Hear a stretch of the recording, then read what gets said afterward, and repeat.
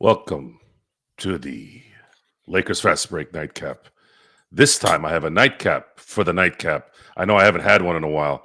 So, salute to everyone. This is for Jeremy. Jeremy was begging me for a gentleman's jack. And this is the gentleman's jack for Jeremy and for you all. We're going to have a fantastic evening tonight. I hope you will join me. And we are going to get in depth on not only yesterday's game, but also future games, especially the one coming Tuesday, which will be very interesting considering it is the Dallas Mavericks. So again, salute to everyone. This is the start. Start your engines. Smooth. So we've had a day to marinate on the fantastic game. I would say probably the best game of the year, without a doubt, even better than the Celtic win, which is always a weird connection when you talk Celtics Lakers. You're on mute, Gerald. I can't hear you. Okay, they're both right there for me, Joe. They're both right there. Well, I think this was, and you'll like this correlation. This may be the crossing of the threshold. Remember the scene in A New Hope when Obi-Wan, Luke, and the crowd go to the cantina. That's in mythology. That's the crossing of the threshold, and you're not in It's like you're not in Kansas anymore. Threshold. This was kind of similar to that, but in a way where the Lakers kind of introduced themselves to the elite, which I consider Denver the elite because they do have the MVP who's likely going to be MVP again. That there's a new sheriff in town, and the old sheriff is going to work very well with the new sheriff. Well, I'm just going to say this. I would favor the Denver win simply because it justifies everything. Everything you and I have been saying now for 2 weeks, 3 weeks now. Every single little bitty thing about how this team could come together and at their peak, what it looks like with LeBron and Luka. And when we say that this team in a 7-game series has a chance against anyone, you just have to check last night out to understand why. Yeah, it was the reason why it was so nice is you not only went to a place where traditionally, historically, you don't play well. You didn't really have a lot of rest. It was just a day rest going over there, right? And you didn't play particularly well the last few games, even though you did win in Portland, and we saw that debacle against Charlotte. I think what made it so good, and we're gonna have a little clip here. We're gonna show you shortly on the post locker room environment led by JJ Redick and his speech to the crowd, to the team, is that the Lakers went into this game with its full team. Like as it's constructed, no one was injured. Everyone was available. Everyone was there to do their job. And they went into a hostile environment that had been beating them up pretty well for the last few years. And they reverse uno'd them to the point where this game was somewhat close when they came back at the beginning of the third, meaning Denver. But within a few minutes, it went right back into the high singles in terms of a deficit. And it just never really was a close game. There never was really a sense in this game where Denver was going to take control. That might have been one of those small little windows that you might have thought that, but because it was such a quick turnaround, it never really settled in. So as soon as they took it down to 1, the Lakers, I believe, took it back to 9 within a few minutes. And then at that point, you just kind of felt it doesn't look like Denver is really figuring out what this team is doing them tonight. And you can't stop LeBron. You can't stop LeBron when he's going to the basket. You can't stop LeBron when he doesn't make mistakes. If LeBron doesn't make mistakes and he's getting to the basket at will, you're not going to do anything. And then on top of that, you got to deal with Luka finally coming to his own here after a few weeks, with the Lakers and absolutely dropping dimes left and right and shots. Yeah, you're not going to really do much. Oh, and by the way, he had 4 steals too. And I wanted to discuss a little bit more about how the Lakers were so effective last night. I got a chance to look at some footage. I got a chance to look at the game a little bit more now that I kind of was able to focus on the intricacies of what was going on versus just following the ball and following the score, talking to everybody while we were watching the game. And the way the Lakers played Jokic was actually a master class in how to avoid the Jokic issue. The way they fronted him, the way they would switch on to him. It didn't matter who it was. It was either Rui, you saw Gabe Vincent sometimes, you saw Reeves sometimes, you saw LeBron sometimes. This was a defense by committee. This was as team-oriented defense as you could ever see. And if there was a playbook on how to guard Jokic, last night's game was the playbook. And they did a phenomenal job. And JJ Redick put a masterful, absolute masterful game plan, probably one of the best game plans I've seen in a while. And they executed it. They executed it to a T. And when you see that kind of communication and you see that kind of astute focus coming from coach to player, and then also executing, not only executing, but also executing on the road when typically role players, quote unquote, typically don't play well on the road. It's usually the stars you got to rely on. Well, the reason why this was a dominant win was the role players came to play. The role players did their job. And of course, the stars shined even brighter from that. So, it's just there's a lot of hype that's begun from last night's game. And rightfully so. Rightfully so, because I don't see any reason why they can't continue this barring any major injury. If this is how they're going to focus, which I believe they will, then you're going to see some things that we weren't expecting this year, and I'm looking forward to seeing it. Jeff, welcome to the Nightcap. I know you've had a few Nightcaps tonight, so in honor of that and the crowd, I'm having my own Nightcap, and I might even have my own night shots. If you call it right. Crowd, people, chat room. Where's Intel when you need them? Somebody call Intel, man. Tell them hurry up. We need those super chats, and I got a nice little handle of some good rum. So, and this is a pretty good size, about half. Yeah. And y'all know I can shotgun them with the best. You notice how much has already been drunk from that? Well, look, it's just, sometimes, Saturday nights, you're hanging out with your boys, and the thing is, guys, I get up sometimes, in the morning, I go do my thing, and then all of a sudden it's 11:30 on a Saturday, let's say. And I did that today. I actually did that today, where I got up, went to work, which is where my warehouse office is. And I had some people that were requesting some stuff, and I went and did some work there, came back home. And then turned out that things got, changed schedule-wise. And then all of a sudden I got another call, just so happened needed what I had already prepared for. And then I'm at home. I'm like, yeah, come by the house, pick it up, made some money. And all of a sudden I'm hanging out with my boy next door and we start drinking.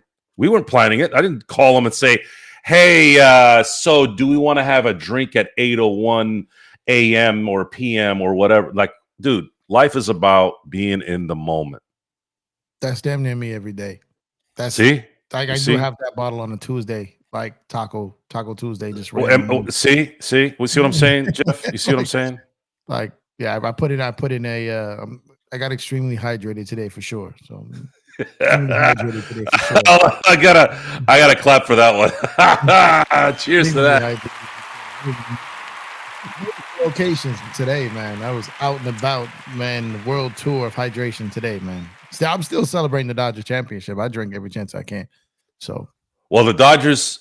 I'm going to say this, by the way, before I talk about the Dodgers, real quick about today's game.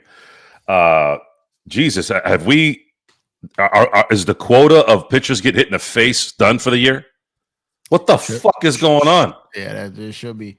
Like I couldn't believe it. I was fast forwarding, And I went, sometimes when you're fast forwarding the DVR, I went too far, and all of a sudden I see, oh shit, did somebody get in the face again? So I rewound it, and I was like, what the hell is what? You know what it is? It's funny. I will real quick. It's timing. It's very rare that a ball gets shot straight up the middle like that in baseball, and usually you see a lot fouled back. These pitchers are ahead of it. Hitters are a little too early in the box, and what happens is they're getting on the ball quicker, and it's going straight up the middle. That will come down as spring training progresses. But you're absolutely right. Holy shit! Like it's yeah. You go months without seeing this during a season. We've seen it twice already this week, right? It's just timing in spring training. It happens way more in spring training than it does in the season. Well, I don't blame them for not being able to see the ball, maybe, because I haven't been able to see the ball at all in the last 4 games. I'm blind, and I'm sitting there. I'm like, okay, maybe if I get closer to the TV, I can't see shit. This is the brightest. It's the brightest field I've ever seen in my life. And I remember there was a pop up. It was bases loaded, and there was a hit towards right. I can't remember who it was. I think it was Pajes. Jeez, I'm already jacked up. Pajes. He said Pajes. Pajes the sailor, man. see, I hang around a lot of Mexicans, so that's probably where it came from. But anyways, he had a pop up to right, and I thought it was a base hit, and it was caught. I didn't know where the hell the ball was. They props to Zaire, by the way. Hope he had a good game tonight or today. And those who don't know what the hell we're talking about, you're on a Lakers show. We're talking about spring training for the Dodgers, and I made a pact with myself that I am going to watch every single Dodger game this year, including spring training. As a matter of fact, I'm waiting for the green light from my guy Jeff now to see when we're going to be able to meet in Saddle. Not Saddle. We're not going to Saddle Ranch, Joe. Sorry, I've been saying Saddleback for freaking 3 weeks. It keeps popping out. Camelback in AZ. 5 minutes from my family's home. So my cousins and my aunts and my uncles, and we're gonna be there. And Jeff, we're gonna probably have to do a show there if you make it over there, right? Yep. Yeah, we're gonna do a show out there and hydration. Definitely hydrate. It's a desert. You got to hydrate, man. So, Gerald, you gonna come hang out with us and with your water? Is that the plan? Yeah, I'll try to do so. What is that? Desana? What is that? No, that's Kirkland. Oh, Kirkland. So I know that you get that from Costco. Yeah, we know it's Costco. Took him as a Costco over Sam's Club day. I did. Okay, that's good. That's good. Where they fight for the eggs. That's where they fight for the eggs. You want to brawl for some eggs? Go to Costco. Xbox has got something in there for you, Joe, on the super chat. So Xbox, my guy, Money Mark. I always want to say Mark Callis, which is the real name of. Well, his real name is Calloway, but that's the Undertaker. So Mean Mark Callis was a character when the guy that plays the Undertaker, Mark Calloway. He used to have a character in WCW. The first time I think he was in WCW when they were, I think, still the NWA. His name was Mean Mark Callis, and I always thought that was a great name. It was 1989, 1990, right there. And of course, years later, he became the Undertaker, and back then things were so secret in that world. You didn't know what you were looking at, but you sort of didn't. You sort of knew. You remember Smash from Demolition, Gerald? Remember when he became the Repo Man? I'm like, what the fuck is Smash doing with that man? Darsow has had He's a good guy too. He's a really nice guy. He is. I'm told he is really nice, but he's had a few gimmicks over the course. He's just never one gets over by himself. He needs a gimmick to get over. Well, good for him. He had a great career. They should be in the Hall of Fame, by the way. Demolition need to be in the Hall of Fame. Be announced pretty soon. Good. That's way long overdue. So where's Mark's comment? I got to read it again. Oh, well, let me go ahead and get it. Bring it back. I'll bring it back. Hold on. Bring it back. I don't care where you get it from. Bring it back. There it is. This might be enough for half a shot. This content has meant a lot to me for a long time. Love a Nightcap. All right. Because you said it, Mark, it's time for a shot. But I'm not going to give you a half shot. I don't do half measures. Okay, I do full measures. Joe's going to fall asleep in the head. Oh yeah, this is good. Oh yeah. Sunday night, baby. Sunday night. Oh, you poor bastards! I got to get up in the morning just so you guys can see. See, it's full. See, I ain't no fake. I ain't no fake. I'm a lot of things, but I ain't a fake. That's one thing you can guarantee. So, to you, Mark, I know it's sunny.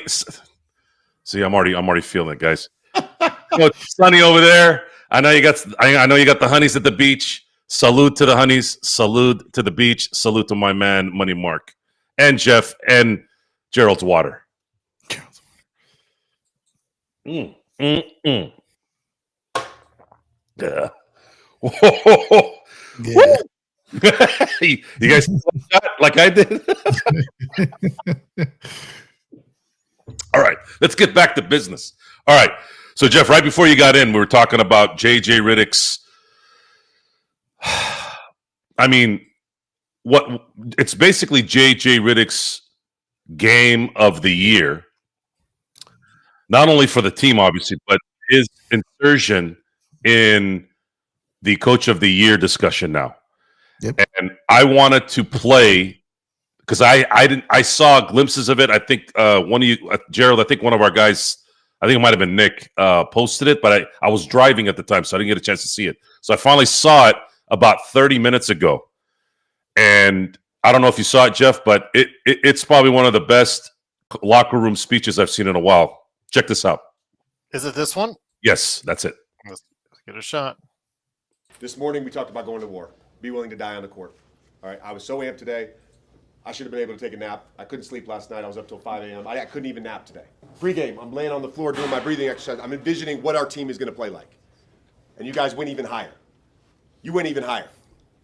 And frankly, our conviction and our belief in the game plan, the bench was great. Everybody contributed. Luka, it's good to have you back. Yes, sir. It's good to have you back. First team all defense. First team all defense. Rui, Vando, Doe, Bron, all you guys that were primarily, you were on 3 possessions, whatever. Everybody that was on Jokic was awesome tonight. That was great.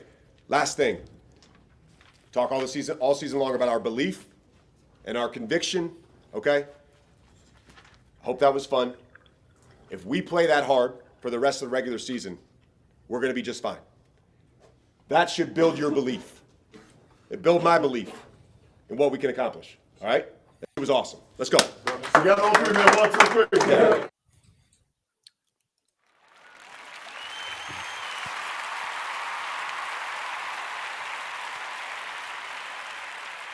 What does Denzel do in training day? How does he clap? The James Worthy clap right there. Denzel and the Worthy clap, yeah. That's the Worthy clap is just one singular thing, but Denzel does that side thing and overextensuates his happiness. You want to go Anyways, to jail? You want to go home? by the way, that was ad-libbed. He pulled that out. That wasn't in the script. So props to Denzel. He earned that Oscar because he made that character in the zone. Lonzo. That is, if Denzel Washington was a bad guy in real life, that's probably who he'd be. So, and that's where he's best. By the way, they've made him a good guy in most of the movies, but he's better as a bad guy. But Jeff, did you see this before just now? Did you see that? Yeah, I saw it. Okay, so tell me what you think. Tell me what was going through your mind. Now, usually when I hear the war words in a sporting event, I usually kind of get turned off. But this is one of the few times it didn't turn me off. Yeah, because they won a war. So let me tell you something. Like, for those who watch my channel, know I talk about coach. I coached AAU for 10 years. I coached basketball for 12 years. Okay, I've given endless pregame, endless halftime, endless postgame speeches. I can always tell when a guy has something prepared before or when he wings it. And immediately when I saw that speech in the locker room, that was straight from the heart, off the top, and just spoke to his team because he believes now. And it was just him kind of overflowing with pride, feeling some type of accomplishment. And it's oddly enough, I posted a video earlier on a short on my page talking about giving this staff and JJ Redick their flowers. And the reason I said that is because what JJ did in that game, he's done all season. It's just the team has the pieces, guys are healthy, everything's going. But what JJ did there, I often use the word connected with the team because I believe that that's almost one of the most important words you can have between a team and a coaching staff is connected. This team is connected. I can't remember the last time a Laker team was connected. Maybe 2020 or 2021. That's the gear I'm wearing today, the 2021 edition stuff, right? That's probably the last time I remember the Lakers being connected. This team is absolutely connected. And I can tell you one thing. The difference between a car salesman that sells cars and a car salesman that doesn't sell cars is one talks and sells. JJ is talking to the team and he's selling results. Joe's in the results business, so is JJ. All right. The difference between Darvin Ham got in there and talked a big game, but he couldn't back it up. JJ talked a humongous game and he's backing it up. So that what you saw in the locker room was just an overflow of the realization, and this is big. I don't think a lot of people understand this. The realization that JJ is feeling right now is his team has bought into him. They fuck with him. You know what I mean? Like they bought into him. Everything that he's asking them to do, they're doing. Anything he's switching on, they're doing. His strategy, they're doing. They believe in it. And he's a rookie head coach, just like Darvin was. But he has an incredible staff, which Darvin did not. And it's paying off. And JJ deserves a ton of credit there. JJ is fiery. He's competitive. He talks shit. He backs it up. And he's not going to take shit from nobody out there, including his own team, including the other team, including the refs, including the press. No one. And that's exactly what the Lakers needed in that spot. And they gave him 2 chairs down, one, and then the second one with Nate McMillan and Scott Brooks. They gave him reliable assistance down there, man. And JJ, that moment when he's giving that speech, because I absolutely know what that feels like. When a team believes in you and they've bought into you, that's what it sounds like. That's exactly what it sounds like. And he was excited because he went in there knowing that he was going to win. He went in there believing his scheme was good enough. He went in there knowing that this version of the Lakers was good enough to change the narrative against Denver. He knew going in there that he could outcoach Coach Malone, who's an NBA champion. He knew it. And then when he achieved it, he got overwhelmed with satisfaction because the plan came to fruition. And that's why he couldn't sleep. And guess what? Now Mike Malone can't sleep because the Lakers are coming for Denver this year. And we're going to get him. We're going to get him. Nice. Button. That was a good button on that discussion. Money. Gerald. Yes, sir. Take a shot of your water.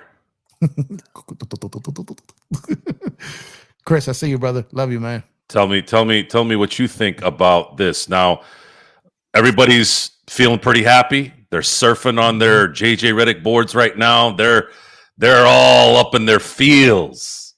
But for those of us, and I wasn't necessarily a doubter, I was just kind of indifferent before the season. But those who had a reason to wonder, JJ kind of put it on himself by certain comments that he said. Didn't have anything to do with the coaching side, but it maybe had something to do with his interpretation of things. You did not like the plumber's comment. No, I did not. And I did not like that he said that the 90s were watered down. I thought that was cheap. I thought that was a cheap shot after a even bigger cheap shot. However, we can't be all up in our feels all day, every day. Otherwise, we wouldn't be who we are, right? So right now, it doesn't matter anymore. Right now, he got the job, and he's doing the job, and he's getting better at the job. So what is going to happen next? Are the Lakers going to lose Tuesday, and then all of a sudden the whole world is going to collapse again? Because we're a very in the moment type society now. You win one game, all of a sudden you're the greatest thing in the world. But if they lose on Tuesday, are the bags going to come out again? Oh my God, this team isn't good enough, and all that horse shit. You know it will. Right? You know from our audience it will. A lot of those people that were silent, didn't say much, only put in, oh, it's just one game, or those that didn't show up at all. And you know who you are. You know who you are out there. And then we get comments after the show. Oh, you guys are horrible for saying stuff like that. Oh, you're very vindictive. Oh, no. It's like, Huh. Okay. Does it hurt your feelings, Gerald? Doesn't hurt mine, but obviously theirs are hurt Okay. because we're right and we were right all along and they weren't. Can we That's what- inspire our patrons, the longer they watch this show, into being as steely as we are? Well, we've been right as a I'm here collective to make group. Jeff laugh for the entire time, guys. So just be ready. This is going to be That coming left and moonlighting will right. get it started. That moonlighting brings him down, first of all. Right. By the way, that hat is sick to the sickest. There. I barely break this one out, man. I barely do. Like that short you had, just because I kept looking at the hat. Mm-hmm. It was like I stopped paying attention to what you were saying after the third time. The amount of DMs I got about this hat tonight. Yeah, the amount of DMs I got for this hat tonight. My hat game is strong. My hat game is strong, man. I've got, I think, over 80 hats. Like my hat game and sneaker game, both equally strong. And this is one I don't wear too often. I usually wear this hat after a good win. And it's weird because it's not like, it just, I don't know. It was warm out today, 80 degrees in LA in February. I was like, I'm wearing the blue. I'm going with the blue today. So yeah, I rarely wear this hat, but oddly enough, it's borderline Denver Nuggets colors, right? So like, no, it's not. But if anything, sorry, Gerald, close your ears. It's more of a UCLA color. True. Yeah. But the blue and the best Laker Blood logo. powder blue Lakers uniform. I don't mind that one. That one's really I love that one. My favorite Laker one of all time is the blue. Is the one they wore. What year was that? 2021. Again, the blue with the Los Angeles across. That's my favorite alternate, other than the Mamba. Is the blue, the Jerry West blue one. That one. That is so cold, man. That jersey is that one. So when 2021 went back to that, I bought everything: the hoodies, the warm ups, the hats, the shirts. Like I've got so much 2021 gear because when they went to that, it was also they went to it 96. Kobe's rookie year. They also went to it in 2004. And I think 2008 ish was it somewhere around there. But every time they go back to that blue Los Angeles one, I buy everything they got for sale that matches that colorway. It's a great color. It kind of merges the two.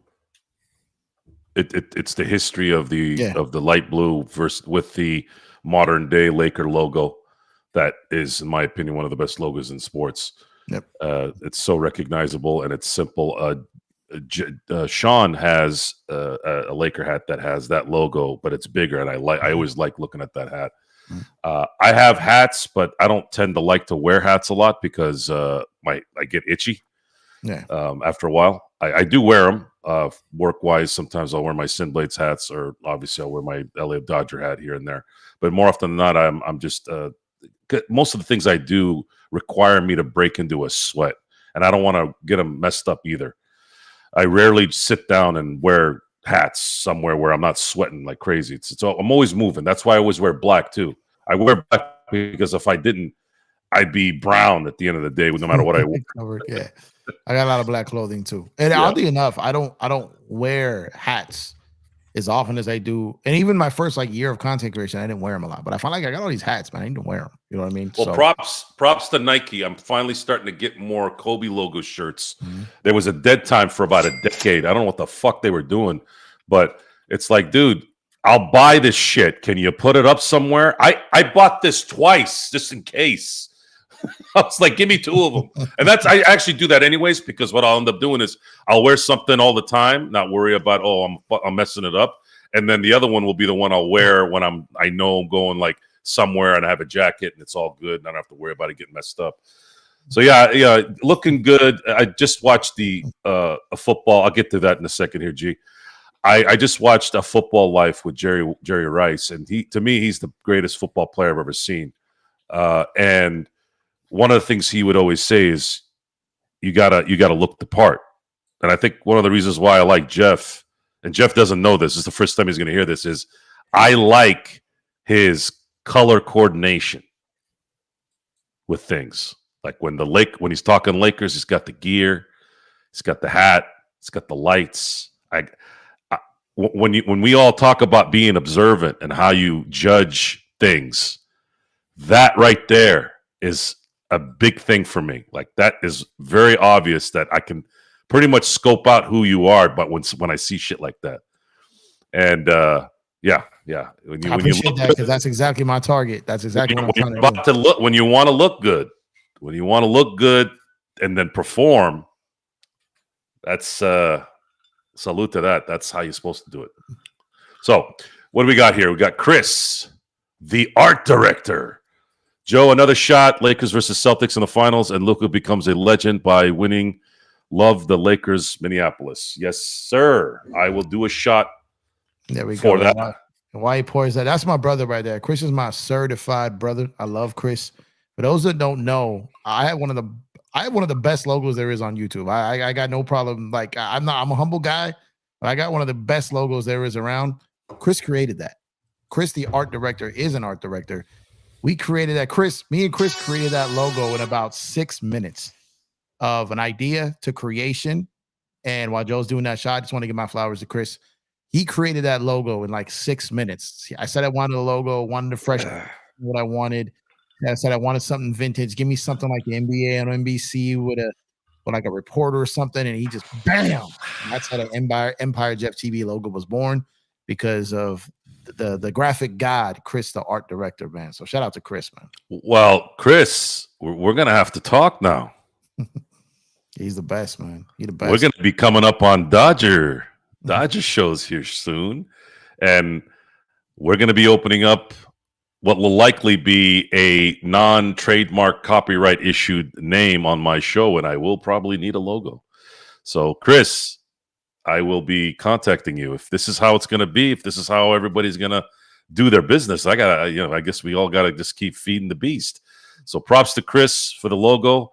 I like the color coordination. Obviously, I'm assuming, Jeff, that was you. These are the type of things that make a difference. That's production value. And Gerald, props to yesterday's show. By the way, that little line that you wrote, haters. I think that the word haters got the people coming to the show. We signed off last night at 1,100 views. We're over 2,000 now. Nice. So people started clicking in after, and we didn't get a lot of comments either, which means people enjoyed the show. We were talking some good shit last night. I was actually pretty impressed that Sean has a good habit of throwing some back at me, and Gerald was doing his maestro work. So, and that's what we do here. That's what we do here. This is a show that we cannot have in any way be the same as the other shows. And I'm not. But one of the comments was, "We're horrible, Joe. We're horrible." Who you said guys we're are horrible? mean. One of the commenters after the show said we're horrible because we went after people for being Luka haters. So we called. I'm still in bewilderment on how anyone who calls himself a basketball fan would be upset with that trade if you're a Laker follower. Mm-hmm. If you're upset about that trade and you're not a Laker fan or a Dallas fan, the only people, this is back again to the decision scenario. If you're not a Cleveland Cavs fan, why are you pissed off at LeBron? Forward to now. If you're not a Mavericks fan, why are you pissed about this trade? Forget about yesterday. Fuck yesterday. Have you guys not been watching the last 7 years? We were speechless. I was mute. I'm never mute. Never. I couldn't talk. Sean was shitting on me for an hour. I didn't have a response. My brain didn't compute. I didn't know. I just sat there like dead. What happened? You think that shit happens every day? You think that happens while I'm at home or I'm on the road? No, that shit never happens. That shit's rare. Something really has to happen. And usually it's something bad. It's usually somebody passed away or something fucked up. This was positive. The most positive fuck up in my brain that I can remember since Pau Gasol, the Pau Gasol trade. And even then I wasn't that fucked up. I was excited. This fucked me up, man. And that should be enough. That should be enough for y'all. Really, honestly. If you watch the show, that should have been enough. And I guess we can be one of those guys that sit there and yap about how, hey, we told you. Well, there's a lot of shit we told you this last 6 months, and half of it's been wrong. I mean, we look like fucking chumps. I'd looked like a chump the last 6 months. So I don't know. What do you think, Jeff? I mean, you've listened to me for the last 6 months. Was I overboard, or was it just the fact that this happened and we had no idea that anything like this was possible? I mean, I think the only people that don't like this trade are people that don't want to admit that they were wrong, that the Lakers could have a season that ends different than what they want. They're dying on a hill, right? I was very low on the Lakers. I got no problem saying it. I damn near stopped content creation on it because it was so hard to be excited about it. So I have no problem saying, I've heard you say numerous times you want to be wrong. I'm like that same guy. If I say something and I don't believe in the team and I hate where it's going, I want to be wrong because I want my team to do well. I would rather be wrong 100 out of 100 and the Lakers win than me be right 100 out of 100 and the Lakers lose.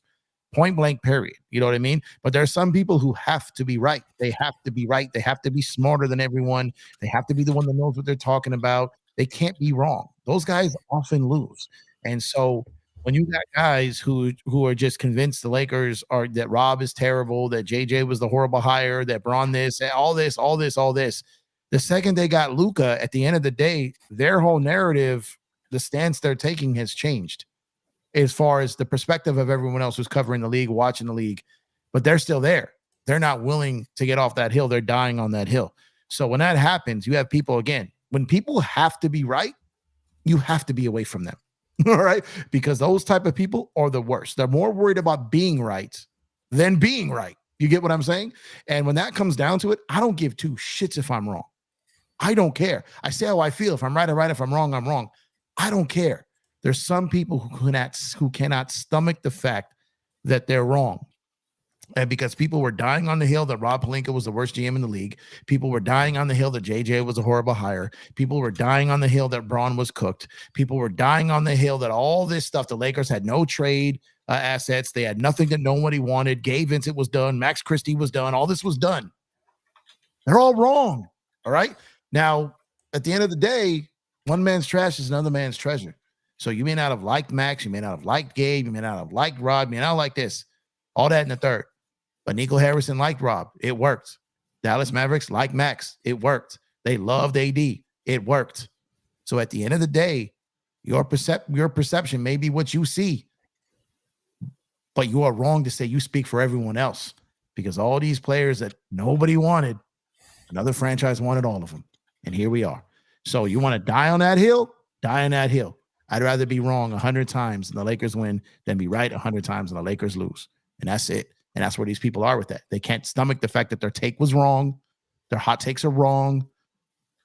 Move on. You were wrong. It happens. We're all wrong. We're all right and we're all wrong. We get things right. We get things wrong. Point blank, period. We just out here talking sports from the couch. That's what it is. Move on. The couch surfers, is that who you're indicating there, Jeff? Yeah. They're just dying on the hill. They're dying on the hill. They What have if to you're on be a right. lazy boy, though? Oh, lazy boys are nice. I'm usually on a lazy boy. Yeah, don't get me wrong. Because I got to get up. If I go on the couch, I'm laying down. I got to get up sometimes. And I'm like, lazy boys are nice. So sometimes I can lose half a day on a lazy boy, bro. Those are one of those other things. It's gonna sound weird, but have you seen that new brand? What's that brand where they come apart? You can make like a couch, 2 chairs, a love sack. Have you seen? Yes. It's a weird name, but have you seen the I've love had sack? 2 of them. Oh my god, bro! I got rid of them. I could fuck around and lose half a day on those. No. You can't. You can't buy that shit. I purposely bought a separate couch and a lazy boy, right? Because the lazy boy is nice, like I can relax, but there is about a 30-minute like gap, or I'm sorry, a 30-minute like limit where my body's like, all right, I got to get up. When you're the only time I can melt into a couch or a lazy boy is if I got back from the gym and I'm dead. Yeah. Right? But if I'm there for a while, I get stiff. Like I get stiff. My body starts to get all stiff. I got to fucking move around. Bro, if I'm pissed drunk, I can fall asleep on a curb. That doesn't count. Well, I mean, bro, you know, I'm never on one time. No, but I'm never on a couch like normal people. Never. Like I'm never on a couch like just hanging out, talking to my wife, watching TV. If I'm on a couch, it's like I'm fucked up, and I don't feel like walking to the room. I'm just on the couch. You know what I mean? Like a couch to me is just like a landing spot. I'm rarely on it. Look, I just got a whole new set in the living room. I've sat on it like 3 times. Like I'm telling you, like I'm barely on the couch.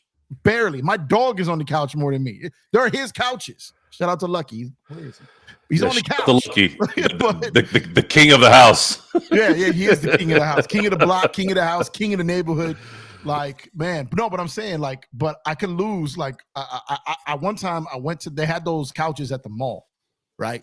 I walk into the mall, man. I just left Yard House. I had, for those who know Yard House, I had like 4 half yards. I was halfway to a first down and drinking. All right. And I walk into the, and this guy is like, my friend, come sit on this. Like, I go, bro. I sat on that couch. Bro. And when I tell you, this was a Sunday fun day. I damn near slipped, and Joe said melt. I damn near melted into Wednesday on that damn couch, bro. Like, I didn't buy one because, like, I will be non-productive on this thing. I'd be non-productive. I can't go home after drinking and sit on this couch, man. I'll miss work. Like, those things are crazy. Anyways, went a little sideways there, but no. This is the nightcap. We go sideways, upside, downside, north, south, east, west, northeast. We do it everywhere. We do it all here. Matter of fact, I gotta have another question here to throw at you guys so that I can refill here. I'm already freaking out after what? Only been here 40 minutes? Shit, man, that was the fastest 40 minutes of my life. However, let's get to Axe E. Axe E is new here. Well, congratulations. Thank you for being here. We'll throw out an air horn there until I get some better music in here, guys. Axe E says, I have a question. If we face the Warriors, do you think we can beat them in the playoffs? I was waiting for this question. As soon as I saw Golden State went 2 in a row, I knew this stuff was going to start happening. I knew it. So I'm going to start with Gerald on this, and I'll get to Jeff. Gerald, we haven't really talked about the Warriors, but we were pretty positive that they were going to improve with Jimmy, because Jimmy has that when I want to play kind of like a Shaq thing. When I want to play, he plays. So, and they were dead in the water. They needed something, and they got at least something. And they traded away nothing for it. So, what do you see with Golden State? Do you see them? I see them in the play-in for sure, but do you see them possibly sneaking in as a 6? They're 5-1 right now. They've got all the momentum. We'll see how it works out. I still think that they've got a lot of age. They're an old team now, Joe, because you're counting on 33, 34 Draymond Green, 35 Butler, and 37, 38-ish Curry. Those are your main 3. I understand they're supported by a lot of youth, but man, those are your 3 guys. I mean, it's worked out so far, Joe, and I think it will keep on going for a little while longer. We'll see, but I'd say that they're probably a 7th seed in the making. I still think that they're the top of the play-in for me. So they will have to win 1 game to get the 7. Now, that could be a beautiful thing. This is why I mentioned this, and you kind of played right into it without even me needing you to, kind of put it out there like that.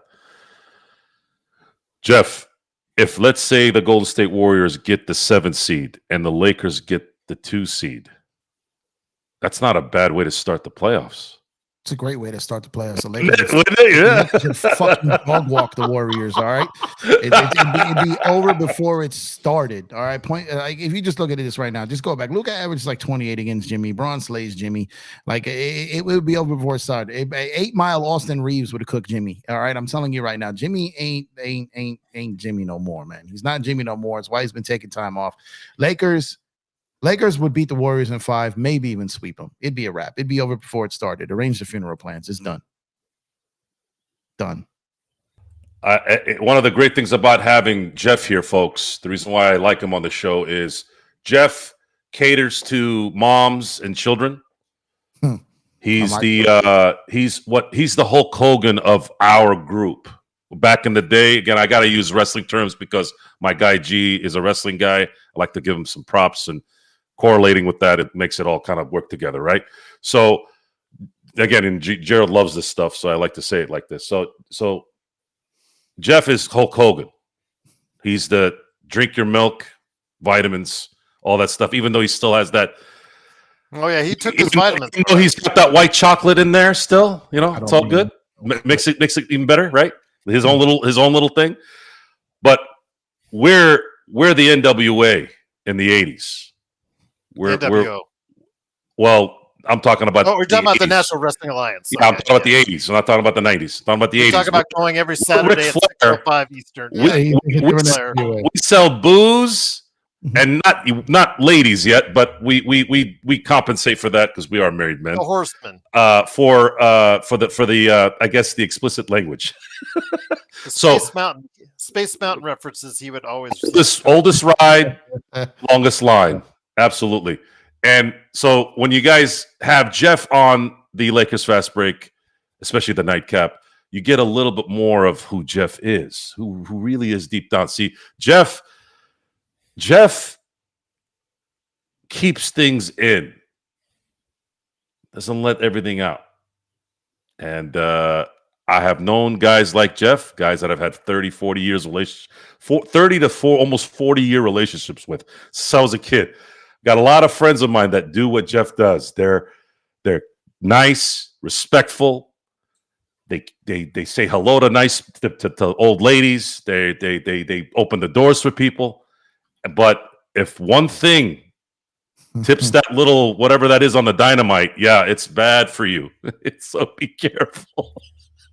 Yeah, and that's what we're here for. We're here to cater to so many things. We want to cater to everyone as much as we can and have you all enjoy everyone's personality. I guess I've never been a guy, even when I did my radio gig, I never really liked to do shows by myself. I like people around me. I like to discuss. I like a community. That's why I played team sports most of my life, if not my entire life. I was good at tennis too. I was good at golf, but not to that degree. I was always better in this team sports business because I think that's just kind of how my brain works. But we're having such a good time here. Again, I had no idea we had gone 40 minutes in. I thought we were still like 10 minutes in. So this is pretty amazing. So salute to everybody. I'm on my second drink here. I think I took my second shot, and right now I'm feeling pretty good. I'm not anywhere near the slurring. I think I start slurring at the beginning of the show because I that's usually what happens. Is my first few drinks is what actually gets me going, and then my body goes, okay, I know what you're doing now. We'll kind of take it from here. Well, while Joe's doing that, I want to ask you guys a question. Is there any team whatsoever in the Western Conference that you would want to avoid in the playoffs? Any team? OKC. Really? OKC. They have Why? so many defenders. They have so many defenders that they can throw at you of various sizes, long arms, speed, quickness. They just have so many variables that they have two big guys. Let's presume everybody's healthy on OKC when the Lakers matched up against them. They have more than 1, 2, 3, 4. They've got, I think, 5 capable defenders before you even get to SGA that would focus their attention on Luka and LeBron. That concerns me. And that doesn't even include the big guys like Hartenstein and the rook and the second year kid. So yeah, that's size. That's size right there against us too. So that's something we don't have. And having Hayes go against both those guys, that's a tall task for them as well. I'm not worried about OKC. Okay. I think they're gonna pull a Yankee and piss down their leg. So when it comes to OKC, Houston, Minnesota, could they beat us? Of course. Scared of them? Hell no. I'm not scared of them, but I said the Lakers can avoid. As I've continued to say, if you said one team that stands out is like you try to avoid, I would say it's them. But again, they will make any series competitive. The Lakers, as we saw, if they play like they did on Saturday in a playoff series, they'll be competitive against anyone. Let me ask you. Anyone. Let me ask you. When it comes to OKC, when the Lakers rebound the ball, who the hell's running with them? On OKC side, who's running with them? When they get that ball, if Braun gets the rebound and Luka's gone. If Luka gets the rebound and Braun is gone. If Hayes gets the rebound and Braun is gone. And I will tell you this right now, and people call me I would not have said this 3 months ago. I probably would not have said this 1 month ago. But we got the better white boy too right now. And I'm telling you, like Reeves, 100 grand right now. I wouldn't have done that 6 months ago. I wouldn't have done it a year ago. Give me A Mile Austin right now. Give me headband, arm sleeve Austin right now. And the more I think about it, you have the biggest code the Lakers had to crack was Denver. And last night does not mean they will beat them in a series. I think they will, but it doesn't take away the last 2 years. It doesn't take away the loss earlier this season. It doesn't take any of that away. Doesn't at all. But the way Austin is playing, the way Luka's going to play, 2 weeks from now, 2.5 weeks from now, Luka's going to be averaging 30 points a game. 2.5 weeks, 3 weeks. I mean, put it on your calendar. Put it on your calendar. 2 to 3 weeks from now, Luka's going to be averaging 30 a game. Ron's going to be looking 5 years younger. And the way that Rui, the way that Austin, and the way that Vando, DFS, and these guys can pressure the wings, OKC is going to pull the Yankees. I'm telling you. And just like they did last year against Dallas. And what's going to happen is, who was on that team? So what's going to happen is SGA's the guy over there, MVP, all this and that. We got the better player. We got the better player. We got the guy that beat him last year. That's already in his head. So okay. So you're not worried with the size that with Holmgren and Harden. No, because that size can't run. That dude's Pinocchio. The dude runs like Pinocchio. You know what I mean? Like I'm not like, don't get me wrong. Could they beat us? Of course. I'm not going to be naive here. And I understand where you're coming from. But my point is, there's not a single team I would try to avoid in the West. None. We play who we play. Line them up. That's how I see it. And I think, and on the other side of that, I think every team in the West should feel the same way. I think if I'm OKC, I feel the same way. If I'm Denver, I feel the same way. If I'm the Rockets, I don't think I feel the same way. But all those guys, if you turn the ball over against the Lakers, you're done. If you miss your shots and the Lakers get the rebound, you're done. You're done. The way they're playing right now, the way that their offense goes, the way their defense has been playing. And as great as OKC's defense has been all year, the Lakers' defense is better right now. It's better right now. And without the length, they're better. You know why? OKC is going to try to throw that drop coverage at them. We have the 3 best players in the league at that drop coverage right now. There's not a better 3-headed monster running drop coverage offense in the league right now than the Lakers with Braun, Austin, and Luka. And most of those teams love to live in that drop coverage. Lakers are going, I can't believe I'm saying this because all season I just thought this season was cooked and done. But the way you see what they can do, they can beat any damn body. Anybody. Anybody in the West can beat anybody. A tweaked ankle here, something there, a series is over by all accounts.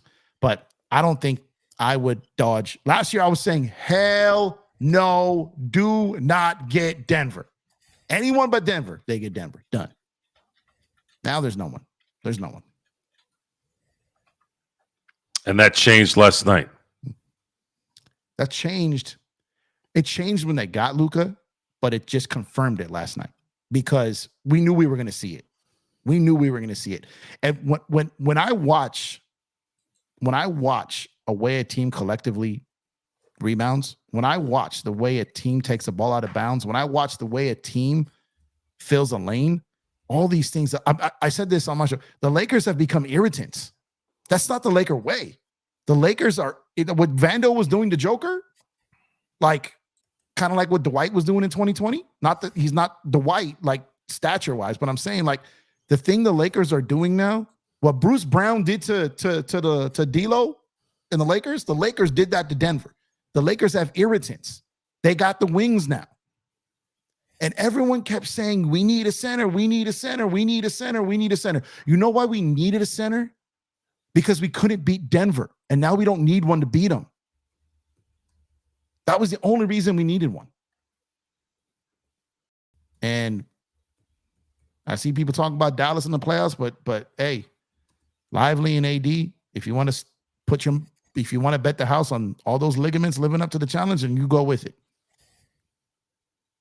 But last night, Joe, the way that this team can get out in transition, I don't know than the team and the way they're shooting the ball and the way they're defending. I think they'd scare the shit out of OKC. I think they would. We talked about that a little bit, I think, last show, Gerald, where I would prefer to avoid both Denver and OKC. I want them to play one. And in order to do that, they'd likely need to get the 2 or 3, with Denver getting the 4, and OKC's likely going to finish 1. And then at that point, the Lakers will have favorable matchups in the first round and then a favorable matchup in the second round. I'm not afraid of Memphis. I'm just not. I'm not afraid of Houston. I'm just not. And then they get a chance to play either OKC or Denver in the Western Conference Finals should they win those first 2 rounds. And you made a great point, Jeff, about you kind of knew this when Luka came. Now, that's something we did address. We did talk about that before, way before we even were getting ready to watch Denver.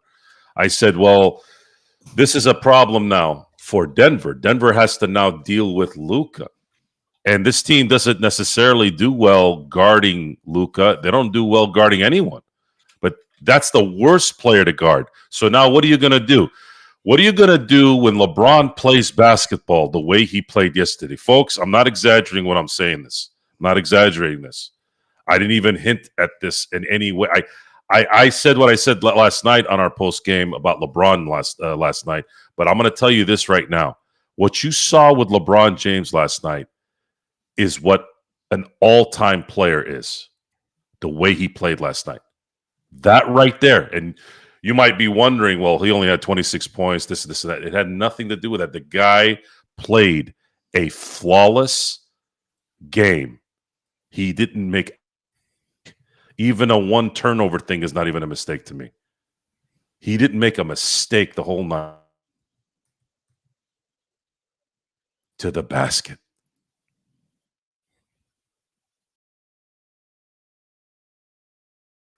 Focus Joe, you on still getting. with us? Did I get cut out? I think his internet Yeah, cut you're out there cut. slightly. You're back. You're Yeah. back now. Am I back? Am I back? Sorry. You're back. Your face is all the way together now. You're back. Okay, good.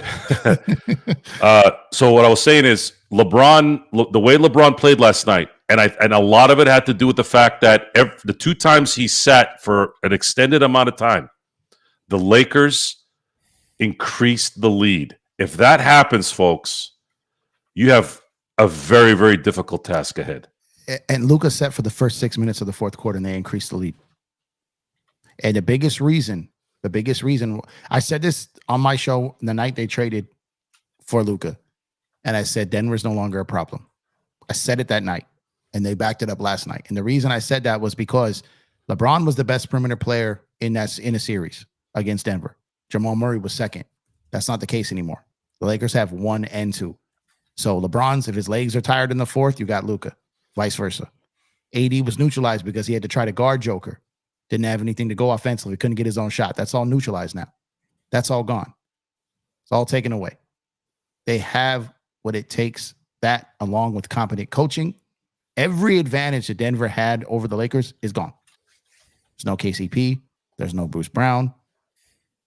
All gone.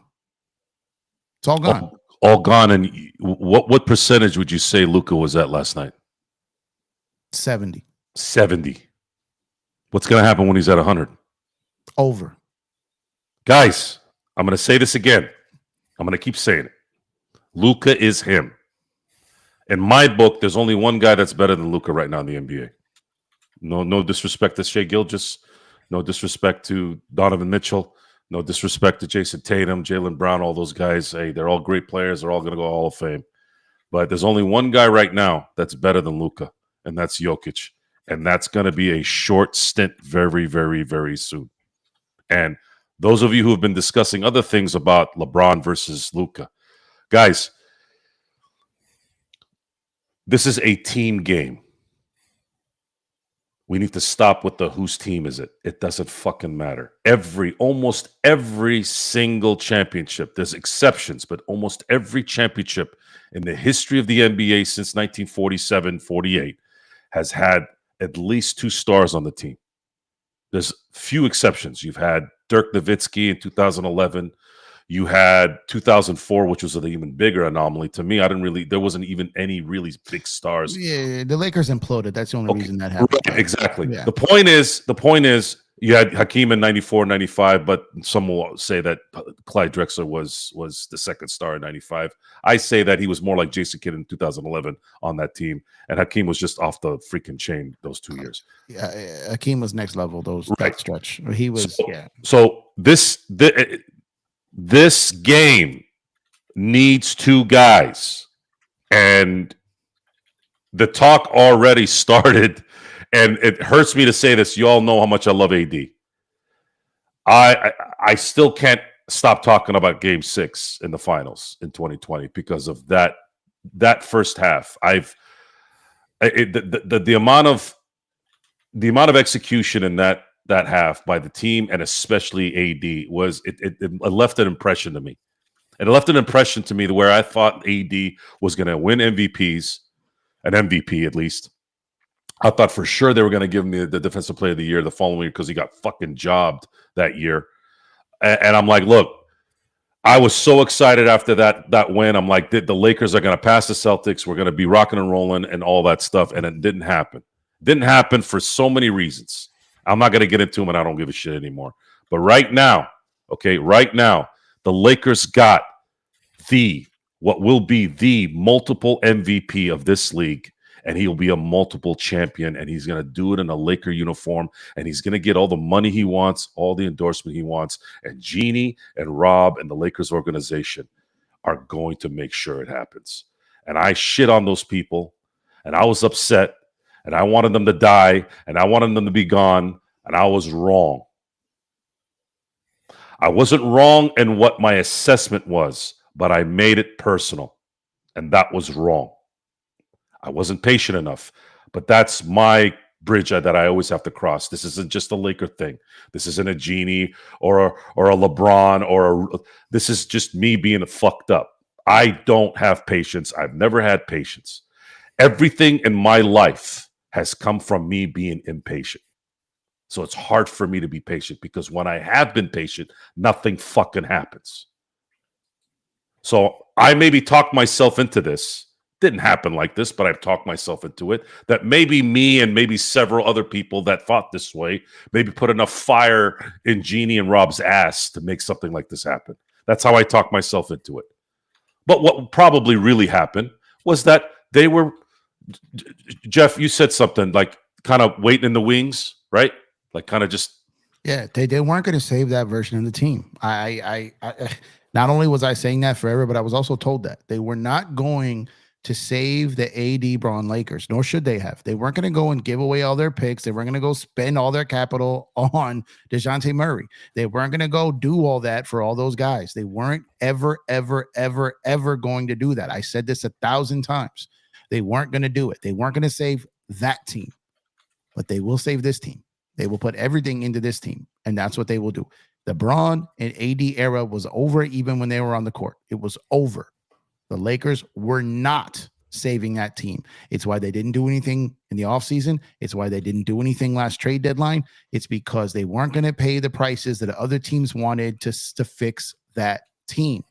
They were not going to do it. They will do it now. Every time a pick becomes available, a player becomes available that they can upgrade for, they will maximize this window of Luka. They will. But they were not going to do that for LeBron and AD anymore.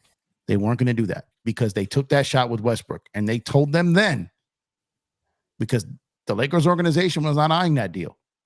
You guys want this? You're going to live with it. We're not bailing you out of it. And they held to that. They stuck to that until they got Luka. And that's exactly what it was. And Rob knew that. Jeannie knew that. They sat back and they said, look, we're going to catch all this heat. We're still selling out. Our merch is still selling. I know that Joe doesn't love the ideal of Bronny, but literally Bronny's jerseys have paid for Braun this year. All right. So what I'm saying is, at the end of the day, hindsight is 2020. And one thing I've always said about Jeannie, and the one thing I've always said about Rob, is that Rob is not by any stretch of the means a bad GM. I just felt he was a bad president. I felt that there should be someone between Rob and Jeannie. the face of the franchise on the basketball operations side. I've also said that what Jeannie does for the branding of the Lakers, the money making, the brand, not on the court, she's great at. She still is, always has been. It's just their ability to make basketball related decisions that could benefit the on-floor product was lacking something. And it's been lacking since they blew up that team in 2021 to get Westbrook, and they've been digging out of it ever since, and now they made it all the way back. Now we'll see what they do. But at the end of the day, they were not going to pay to save the Bron AD era any longer. They weren't going to do that. They were never going to do that. Rob sat back just like Friedman did when he was waiting on Shohei and all this. Now look what he's doing. He was waiting for his guys. He didn't get Bryce Harper. He didn't keep Seager. He didn't keep Turner. He didn't keep Machado. He didn't go after any of these guys. He was waiting for his guys, and then he let it fucking rip. And that's, I'm hopeful. I'm hopeful. I'm not going to sit up here and say that I trust the Lakers organization like I do the Dodgers. I'm not going to say that. But they are in the building. They are in the building. And what I'm saying is, I said it at the time of the trade, the Lakers kind of mimicked the Dodgers' approach here. They sat back, they ate a bunch of shit, and they took it until their guy became available. Until Mookie became available, that's what the Dodgers were waiting on. They got Mookie. They got Freddie. They got Shohei. Like I said, they let it rip. It's quite amazing. It's quite amazing, Jeff, that you mentioned those correlations, because this morning I got a link because of the algorithm. Obviously, my YouTube algorithm knows what I like to watch. I didn't know this, but the Staples Center is going to be going through a $700 million renovation. Gerald, remember you were talking about, would they look for another arena? If they don't get what they want. $700 million to renovate, the Crypt.com arena? You got to remember, they still don't own it. They're still... That only matters, Gerald, that only matters in terms of the worth of the Lakers from a Genie bus standpoint. Talk to the Warriors on that. Yeah, but, the Lakers can't afford that. But didn't they just extend with them? Yes, they just extended with them for a good. I mean, they can't go anywhere. They're not going anywhere. There's nowhere to go in LA, anyways. But they can't. Like, they're locked in. Right, they're locked in. They're signed. But I did not know they were going to put almost a bill in this. I don't know if the Guggenheims have something to say in this. I kept hearing AEG was struggling, but maybe I'm hearing wrong. But I find it hilarious that all this stuff happened within the last 2 to 3 weeks. We thought this organization was a garbage pail, and all of a sudden, within 2 to 3 weeks, all the shit's coming out. We were sitting here begging Genie to sell to the Guggenheims so that we can get what we've been watching in Dodger Stadium and what's going on. And here they are. They're already doing it. I didn't know this. That's why they're sitting back laughing, right? Because they're like... in the end, guys, I'm watching this video of what they're planning to do, and I'm going, I know nothing. This is why I'm probably not working for AEG or the Guggenheims or the LA Lakers. Maybe I should shut the fuck up and just sit there and be a fan. Because we don't know shit. And we look like chumps. I felt like a chump even more this morning. And man, you have no idea how happy I was. You have no fucking idea how happy I was watching that video. I'm like, this is what's going on? I didn't know any of this. Hell yeah. Good. Thank God. I want to win, dude. Winning trumps being right and looking good. Well, looking good's got to be there too, but you know what I mean. Winning trumps all. I'd rather be wrong, like I said, 100 times. 100 times. I will happily wear a shirt that says I'm wrong. I have no problem being wrong. A lot of people can't say that. A lot of people have to be right. I could give two shits about being right. I want my team to win. I want my team to win. Winning, folks, is a drug that never gets old, and it never, ever destroys you. Although, if you're not winning, you become a very irritable asshole. and they're already, for those who have been down in downtown LA, they've already been working over there a lot. All right. They've already been working on it a lot, right, over there. So I'm surprised that took so long to come out. And I saw something. There's something that could go from 700 to above $1 billion, depending. So like that thing, the whole area around it, it's going to be a lot. Just like again, Dodger Stadium does this every offseason. It looks like the Lakers are going to start with the Clippers out of there, and with being the Kings and the Lakers again, just like the form was. They're now they're going to put some money into it, right? But that just in general, like they sit back, and that old saying, like if you listen to the fans, you'll be sitting with them. You know what I mean? Like at the end of the day, like we all think, I put myself in this category too. We all think we know more than them. We all think we know better than them. We all think that we all caught onto something, that you're not fooling me. You may fool everyone else. But at the end of the day, none of us are running an NBA franchise. And whether we approve of these people or not, they're doing something we could only dream of.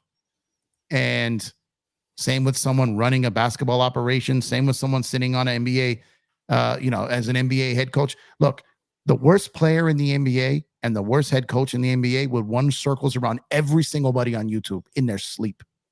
I promise you this. All right? In their sleep. Go watch the worst player in the NBA pull up to LA Fitness and watch him just take lives. Watch it. I've seen it. Watch it. Watch the best player in the G League show up. Brian Scalabrine talked about that on the NBA channel. It's a fact. It's a fact. I guarantee you, anyone pulls up right now and tries to have I don't care if I get killed for this. Anybody right now pulls up and tries to have a basketball conversation with Darvin Ham. It didn't work on the court, but he would cook your ass. I promise you. I promise you. Was he a great NBA head coach? No, but he never should have been picked in the first place. But basketball knowledge, he wet the bed when he was his turn. But I'm telling you, the worst of the worst in the league will blow your mind with what they know and what they can do. That's why they're there. And that's why they've been there forever. Well, Axie, I'll tell you what, brother. I don't know if you're a sister or brother. Sorry. I'm going to say this, and I'm glad you opened it up with that comment. Gerald, and then I'll get to Jeff here in a minute. But it's the same question. Gerald, what, seriously, like, just because Axie kind of brought it up, what would happen if the Lakers actually won the title this year for the league? For the league, obviously, would be a good sign, because now you're talking about a new face of the league winning right away. We talked about, what happens after LeBron, the Currys, all those mainstays when they go. Who will be the face of the NBA going forward? We just saw a possible face of the NBA is out for the rest of the season with deep vein thrombosis and Victor Wembanyama. So who is that face they're going to turn to? And by God, the NBA would love it if a major market city with a brand new superstar that they just got led them to a title run. How good would that be? Alongside one of their premier faces in the league for decades in LeBron James alongside. How good? What kind of scenario could be written any better than that, Joe? Jeff, your retort to that? And by the way, on top Sure. of that, Jeff, real quick, Nikos Harrison's, I would guard his house if that happens. I'm gonna continue on to that, but I want to hear what Jeff says, and then his car, and him, and his family. My God, they would be on lockdown. Yeah. Luka is going to be the face of the NBA. He's the face of the NBA because he's a 25-year-old megastar who's going to win multiple MVPs. He's going to win multiple championships, and he's going to win championships with the Lakers, which is also the biggest brand in the sport. And new TV deal, all that money going around, all that kicking in, salary cap spiking, all that. The Lakers are in such a beautiful position because they have a megastar. They're about to have cap space. They have more picks than people think. Tradable, everyone talks about all the picks the Lakers can or can't trade, but they forget all the picks that they have. So the Lakers will be getting busy around draft time every single year. It's the best time to get busy. So I'm telling you, the Lakers have The league was in trouble because there was no face post LeBron. There wasn't one. The Lakers are always the face of the league. Excuse me. The Lakers are the stage of the league. And now they have their star to be on that stage. That's it. That's it. And, and I'm telling you, man, the Spurs better not fuck this up. The Spurs better not fuck this up with Wemby. I'm going to die on this hill, man. I'm telling you, the Spurs better get their house in order with Wemby because he's not going to need that extension like most teams do, like most players do with that first one. And for those sitting here talking back about Luka and the contract and him not wanting, he didn't ask to be traded to the Lakers. Yeah. Have you ever seen Luka turn down an extension? He hasn't. He already lost how much money by the Dallas trade? You think he's going to turn down an additional $50 million by turning down a Laker extension? It's not going to happen, y'all. The only way Luka was leaving Dallas on his own accord was to be a Laker. He's already here. He cut the line. And he's about to be a face of the franchise. Face of the league, face of the franchise, and a face of multiple fucking championships, man. It just is. It is just what it is. You're going to need more than one casket in Dallas if the Lakers win the championship this year. Because the Edelsons are going to be hunted. Forget about Nico. The Edelsons are going to be hunted. I don't know. Have you taken a look at Twitter lately? Just type in Nico Harrison on Twitter. You'll see. Fuck Nico Harrison. Look at this. You see this? This is to why gambling is trash. Okay? This is why. No, I would say thank you, Nico Harrison. I'm basing this off of outside the Laker sunglasses. Mm-hmm. Okay? You did this for what? Because you didn't want to pay what will be the number one guy in your league his money because you want a bunch of old fucks gambling and smoking your fucking casinos. Fuck you and fuck your gambling, but thank you for giving us Luka. Shot to that. Shotgun to that. And this is not a bird shot. This is a motherfucking buckshot. Buckshot. Okay. Empire, just to let you know, if he does not sign an extension, he becomes a restricted free agent. Victor does in the summer of. He becomes a restricted free agent. If he becomes a restricted free agent, if he, what's the term? If he, what's the thing with the qualifying offer? He refuses whatever's tendered, whatever's offered to him. So here's the deal, guys. Here's the deal. I think he can. I think he can take the qualifying offer. Here's what he wants to do, folks. I'm going to tell you right now. He needs to take a 2+1. He's going to have to, kind of back himself up a little bit for a couple of years.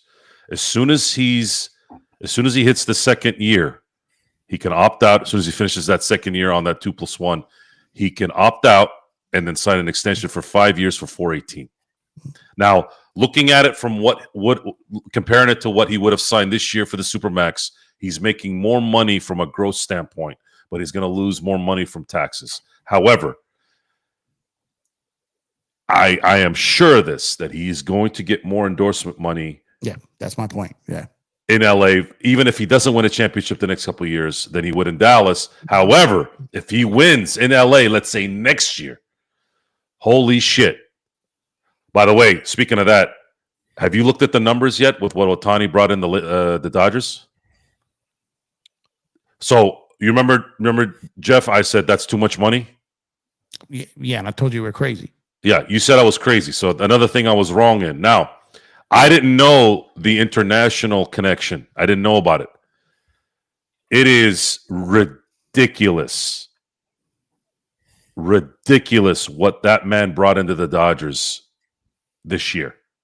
Some have said, even though it's not a $700 million, he has brought in more than what they actually thought. And by the way, he also served a championship, by the way, folks, and a 50-50 and an MVP. Yeah. So, he brought in double what his salary would have been, and they didn't even have to pay. Right. That's what it was. Guys, so his salary would have been $70 million. He brought on $140. Folks, that may be conservative. Right. I think it is. I think it's probably closer to 200. Mhm. Now, we might be powers of industry in our world, but we don't compare to these people. We're nothing. We're fucking ants. So, and we're gonna. I'm not ashamed to admit it. You know, I'm not ahead in those categories with these guys. I'd like to be now. I've learned a lesson. I have learned a lesson. The Luka trade changed my life in terms of how I look at things from now on. When you say never, there's a scene in Inglourious Bastards.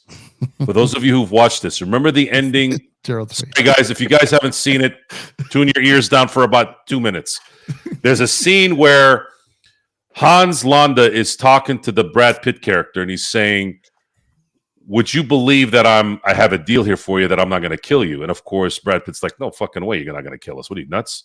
Mm-hmm. Well, he basically explains, and I'm paraphrasing this because I don't want to talk about this in the next 15 minutes.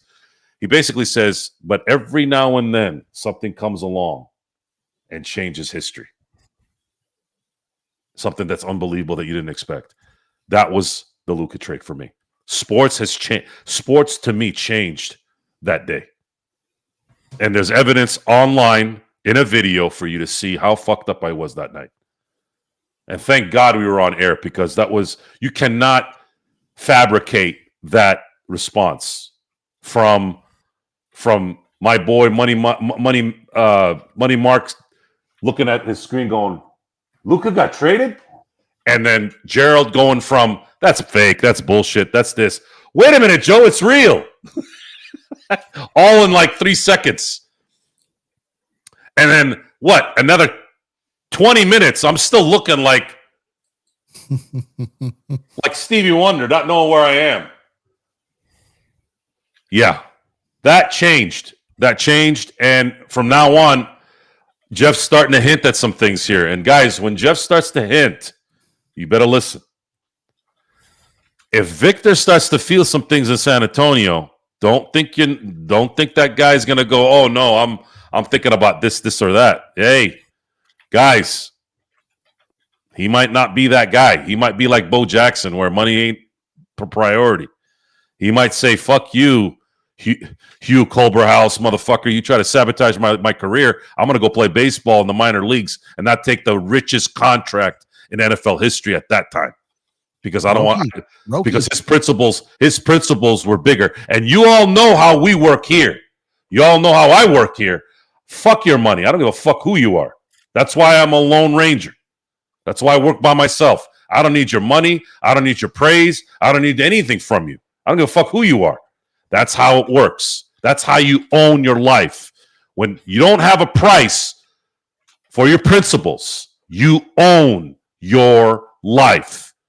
And how that correlates with this is that in the end, anything's possible.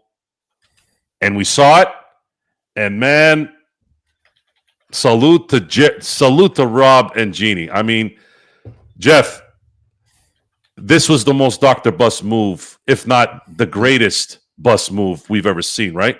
Yeah, the father's daughter did it, man. I mean, she did it, right? Because you can't really say the Magic thing was like, that was an obvious pick. And Kareem was already. It wasn't to everybody. It wasn't to everybody. Jerry didn't want it. You remember? It wasn't to everybody. Doc, real quick. Dr. Bus would not have bought the team if they did not agree to draft Magic. Jerry did not want Magic. Do you believe that, Jeff? Did you believe that he wanted Sidney Moncrief? I mean, he kind of denied it. I'll say this. I've seen Jerry go balls to the wall when he was dead set on changing the narrative or being right. He didn't go crazy over that take. And I think it's because he knows too many people knew it. Too many people knew it. And hey, look, I could get at that time a 6'9" point guard. You're crazy. There were people that didn't think, There were people that didn't think. And I know there's enough people saying that Dr. Bus said that he would not buy the team unless they drafted Magic. Why would he have to insist upon that if he was the sure shot at number one? That's all I'm saying. I don't know for a fact. I don't know. There's enough smoke there to be some fire. Is it right? Is it wrong? I don't know. But I know that Jerry West tells the story endlessly of how he threw his body in front of a Klay Thompson, Kevin Love trade. That's his like one of his biggest ones. He don't go out there nowhere near and talk about the Magic thing is he doesn't fight that with force. He doesn't. I think there's a reason for that. Guys, I just want to catch up on a couple questions. 805 earlier in the chat put a super chat up. Wanted to ask Hakeem or Jokic.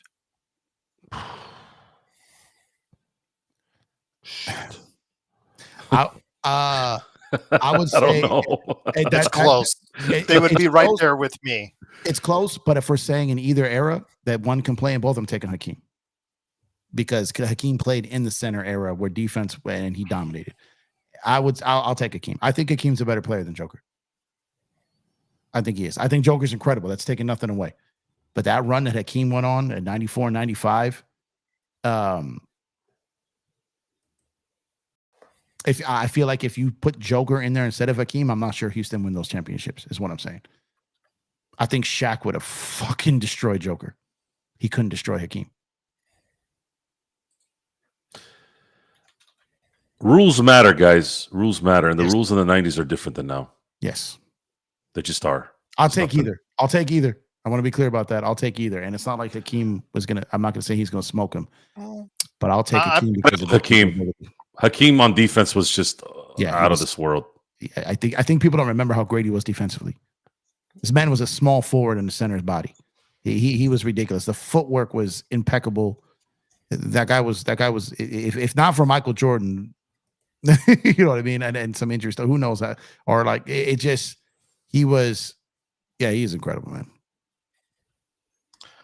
Second question is for you.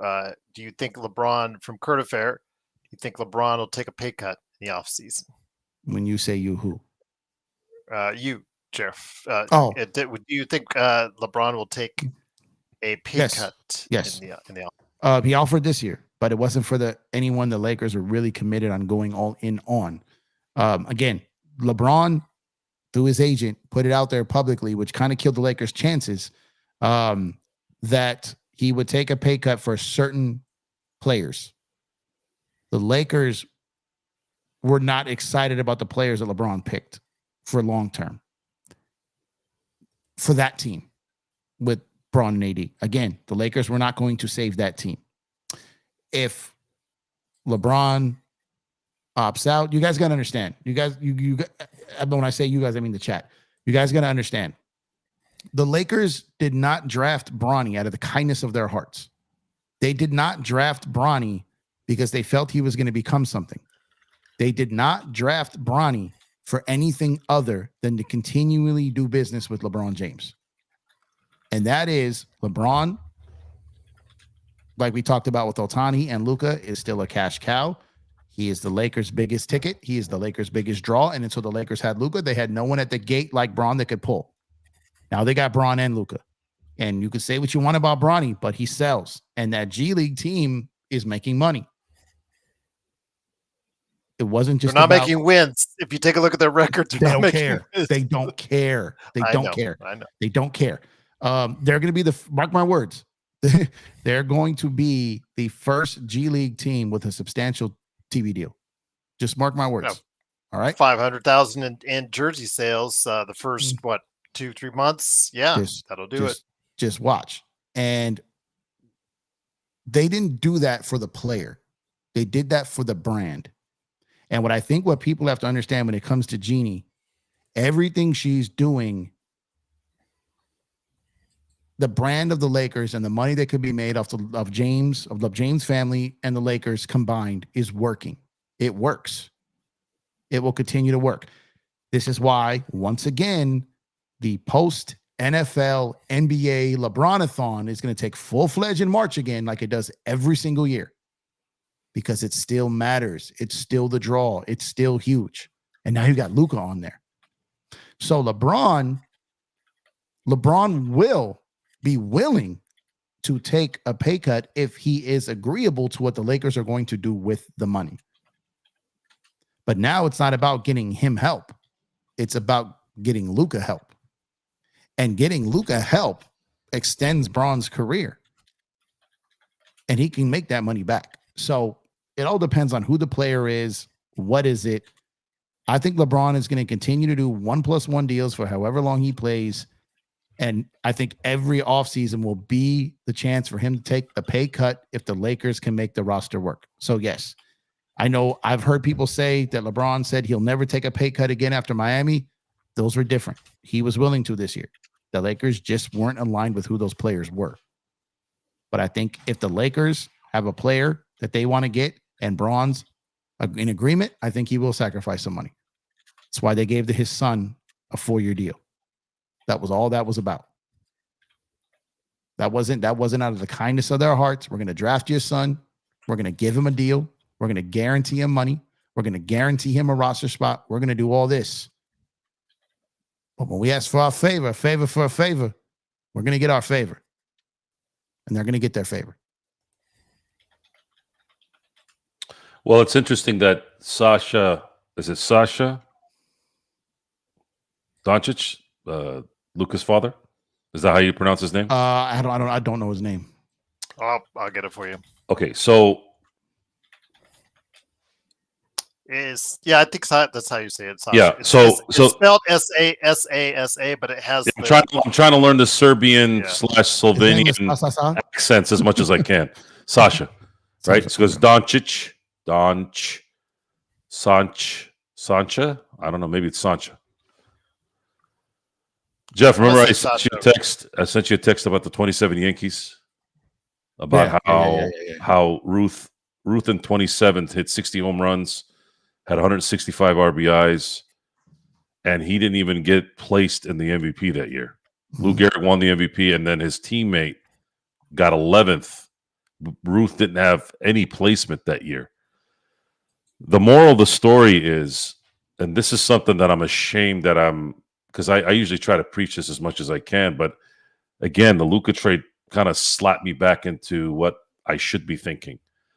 We all think that what's going on right now is the first time it happened. It's not. Human behavior doesn't change. They're saying, according to Google, Sasa Doncic. Sasa, okay, that makes sense. Okay, so Sasa Doncic, good.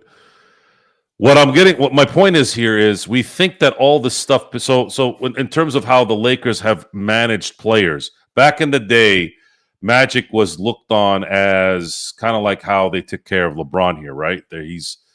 He gets special privileges, and we don't say anything about that, but we comment about how LeBron gets special privileges, and we get angry.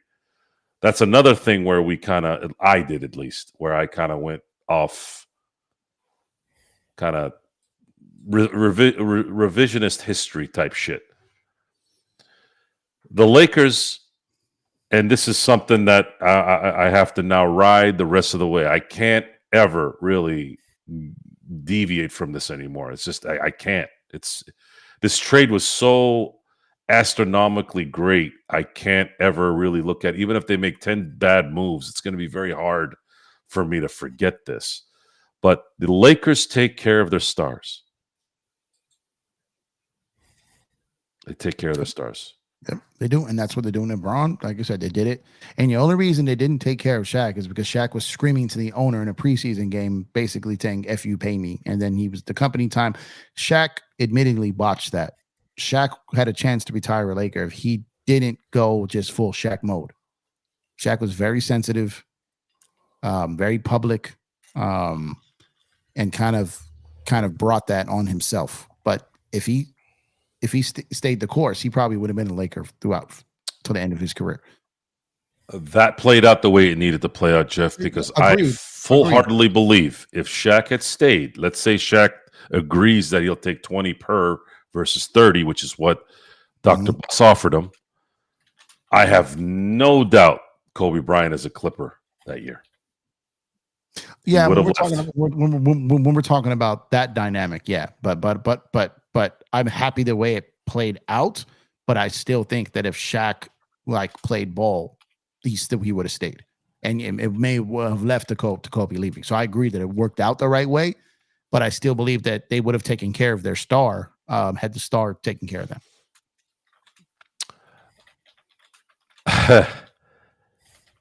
Yes, I agree. However, man, the thought of Kobe in a Clipper jersey makes me throw up.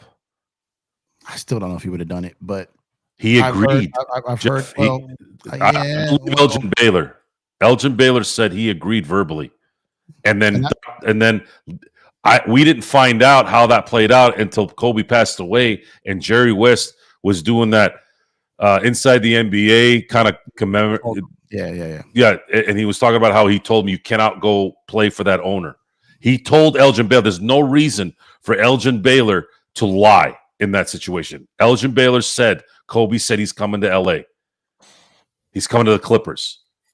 And then Jerry West talked him out of it. And it had a lot to do with the fact that Dr. Buss got rid of Shaq and Kobe wanted to win without Shaq. This is something that I'm not going to I refuse to argue against. This is played out the way it needed to play out because there's no way Kobe would have played on the Lakers if Shaq had stayed, even if he had taken $5 million a year. We have a super chat here. Hold on one second here. Matthew, my guy, Matthew. Thank you, Matthew. Appreciate it. So, folks, Matthew McLean is my cigar buddy in Arizona. He's family. He's my cousin's man. And one of the my Nick Saban fandom grew because I knew this man. This is a big Alabama fan. And we've had hours and hours and hours and hours and hours of discussions about Nick Saban and Alabama and college football. And you guys don't know. You guys, a lot of the guys on here, man, even Jeff, maybe even Gerald to a degree, although Gerald did get a little taste of college football from my perspective. Guys, football is my life. I know it doesn't show. Football is the only sport I played in my life that ever gave me euphoria at its peak. I mean, my kids in my personal life are my euphoria, but in terms of just my own thing, like for me, the violence, the pain, because there's something hereditary in me that just kind of is attracted to pain. I don't know what else to say. I enjoyed legally killing people on the football field. Not literally, but I actually thought about destroying human beings on the football field. I was okay off the field. It was just on the field. I wanted to end your existence. And it was just beautiful. I remember there was a play in high school where this was where it was birthed. It was birthed on this one play. My buddy Justin was pulling as a guard, and I was playing defensive end. And he pulled. I saw him coming, and because he's my boy, that's how guys are. Women, they always ask, guys are this and that. Guys, they like to destroy their own friends just for fun, right? So I see my boy coming at me in a screen. I don't really think I would have been this aggressive if it was just a random guy. I might have just made the play happen and be done with it. But because it was him, I'll be like, all right, motherfucker, I'm going to fucking make you vertical. And I did. I made him vertical to so bad to the point where the wind got knocked out of him and he could not get up. And I remember I hit him, looked down. I'm like, Wood. Last name was Wood. I go, Woody, what's up? You all right? You good? Hey, Wood. You all have probably experienced getting the wind knocked out of you. And as soon as I was like, okay, everybody's like, all right, get back to get back to your huddle, whatever. And I got back to my huddle, guys. It was at that moment that I could say I could relate to a fiend, someone who's a fiend to something, because the adrenaline, the dopamine, we didn't know what the hell that word was back then, but the dopamine that came from that hit basically guided me the rest of my life playing football. I wanted to end every person. I was on kickoff returns. I was on kickoff everything. I had made every hit. I took a 330-pound guy, made him go vertical once. It was fucking like a drug like you couldn't even believe. That football is my thing, and you all don't even know this because all you hear is basketball and baseball. Baseball. I always used to laugh at baseball players. I'm like, what is this? Using a bat, hitting the ball. Right? Basketball, kind of same thing. Oh, what, you're going to do a little this, and that. Every time I played recreational basketball, as soon as I saw a high flyer coming in, I turned into Dennis Rodman. As soon as I turned into Dennis Rodman, that motherfucker never came into the lane. Had better skills than me, could shoot the lights out, don't get me wrong. But if he got into that paint, he heard it, right? This is before the league turned into what it turned into. But anyways, point is,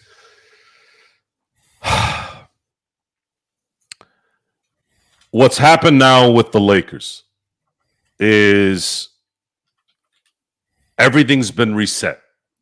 In a way that it's been reset that I could have never in a million years imagined. This is 34 years of watching NBA basketball, retaining all that information, retaining everything you could possibly retain from a fan's standpoint. And imagine after 34 years getting to a point 3 weeks ago and saying, do I really know anything about this thing? And I'm still asking myself that question. And I have fully humbled myself. The word humble has arrived and it has set. Anyone who criticizes anything I've said in the past, now, later, you are completely justified. Because after 34 years of watching this thing, I still feel like I don't know shit. And I know that makes Gerald really, really happy.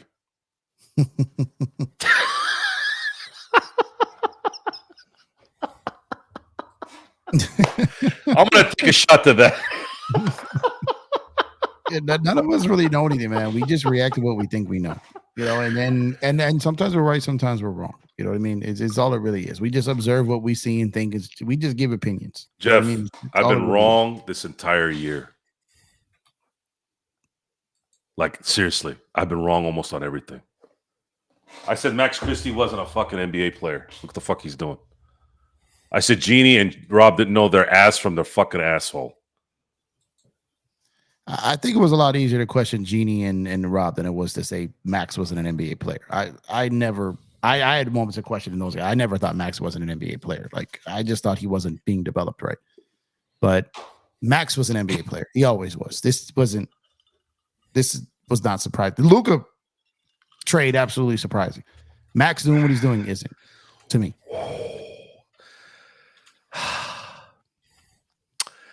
Man, it's starting to get hot in Southern California, isn't it? Or is it just me? It was hot today, man. It was 80 today. Dude, my kids were swimming today, man. Yeah, it was 80 today, man. Man, Sean is still stuck in what, 40-inch fucking snow? Folks, you can say what you want about California, and you'd be right. But there's one thing that you can't deny, and no one ever denies it. It's just, everyone knows. You can get out on a January evening, morning, afternoon, February, and you can go swimming in your pool and feel completely well. It's the weather tax. It's what we fucking pay for. It's the Weather tax. Weather tax. Weather tax is the perfect description of that. Yep. Joe's liver, R.I.P. Folks, I'm like Ric Flair, baby. My liver will live on forever. It'll live on longer than I'll be alive. You know what's going to kill him, Joe? It's going to be those energy drinks that he keeps on pitching. Oh, yeah, those, yeah. That's garbage, man. Folks, those energy drinks, I remember years ago. Remember the drink Jolt? Yep. Oh, okay. Yes. So somebody had done an experiment on Jolt. They said the Jolt drink back in the 90s when we were growing up with it, 80s. It had 2 times the caffeine, right? 2 times the caffeine, the regular caffeine of like Coke, Pepsi. And at that time, we're like, yeah, man. I didn't like Jolt because it tasted like shit, so I never drank it. It's terrible. Yeah, it's terrible. But they did an experiment. This was like 15 years ago. I don't know how I got the information, but they said it's 12 times worse than Jolt, the Monsters, the fucking Red Bulls. 12. 12, not 3, not 8, 12. And then the sad thing is, I'm driving by the local high school where I live, and it's just at the time when the kids are going to class, and you have 4 fucking idiots, because I was getting gas at the gas station across the street, 4 fucking high school idiots buying Monsters getting into school. And I'm sitting there going, where the fuck, what the fuck? And you wonder why teachers and administrations have to deal with this shit. I'm like, where the fuck are the parents in this deal? Where? My kids don't drink that shit. My kids are they come in the house, they're fucking scared the entire time, let alone go drink fucking bullshit. The fuck are you doing? Why are you letting your kids drinking fucking Monster at 7 a.m. in the morning? That's how it starts, guys. You ever heard that term, Jeff? That's how it starts? That's how it starts. Entryway. Right? The gateway, what do they call it? Right. Be careful. Number 1, respect. It's not just respect your parents, your friends, authority, teachers. Respect yourself, man. Respect your fucking self. I'm not saying don't splurge on a Big Mac here and there, but come on, really? Monster at 7 a.m. in the morning? What's next? Coke at 11 o'clock for recess? Yeah, that's asking for it. It's definitely asking for it. I know we veered off a little bit on the discussion, but that's the Nightcap, baby.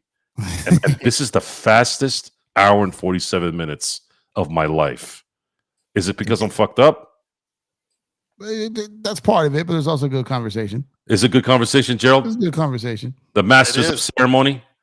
It's always nice to see you get wasted. And I know. progressively That's get, why I do it. more I know. messed up as we go forward. The chat just loves it. Absolutely. The key here is we have to cater, as performers, we have to cater to the audience. And I love our audience. Love our audience. And Gerald loves to show the standings for some reason in the middle of the show. Like Some 10 people times. know. Well, I've just Okay, done it let's once. talk about that, Gerald. Let's talk about that for a second. So look at that. Look at the standings right now. The Lakers are a game back. I only pay attention to the loss column. I don't care about the games back bullshit. So the Lakers right now are a game back behind the Denver Nuggets and Memphis. If the Lakers can get the 2 or 3 seed, I firmly believe that there's a shot this year. If they get the 4, it's going to be much harder. It would be definitely harder. They'd have home court for a round, and unless someone else gets knocked out ahead of them, but it will be harder, but not as hard as when they're the 7th, 6th, those seeds. But it'll be harder. But I agree. If they get a top 1, 2, or 3 seed and get at least 2 rounds of home court advantage, and maybe that top seed falls off because I'm not very high on the top seeds. I think it does make a world of difference for sure. So looking at their schedule, so they got Dallas without AD coming on Tuesday.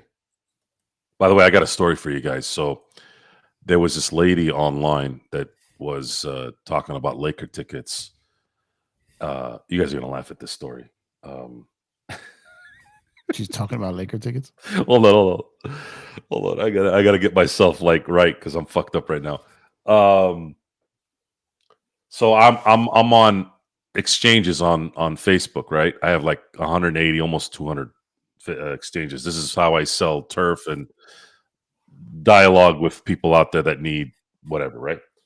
So this one lady puts up, I have Laker tickets, season tickets that I need to get rid of, blah, blah, blah. And I saw this last week, but I didn't think a lot about it. She put another post in, I think yesterday. So I finally said, okay, I'm going to give this chick a message and see what's up. So she's talking about the Dallas game. Well, she's got season tickets in general, right? So Okay. apparently she's got some medical issue with something going on in her family where Her she's trying son. I think I got spammed by the same. to. But go Okay, ahead, go ahead. is her name? Hold on. I don't know. It's my I IG, didn't really my get TikTok. spammed. It was on my exchange, but her name was. You're gonna again. The story is kind of funny because her name is Amani Wilbert. The one I had, it was some lady talking about her son had leukemia. Whatever. Yeah. So Yeah. yeah. So here's the story, right?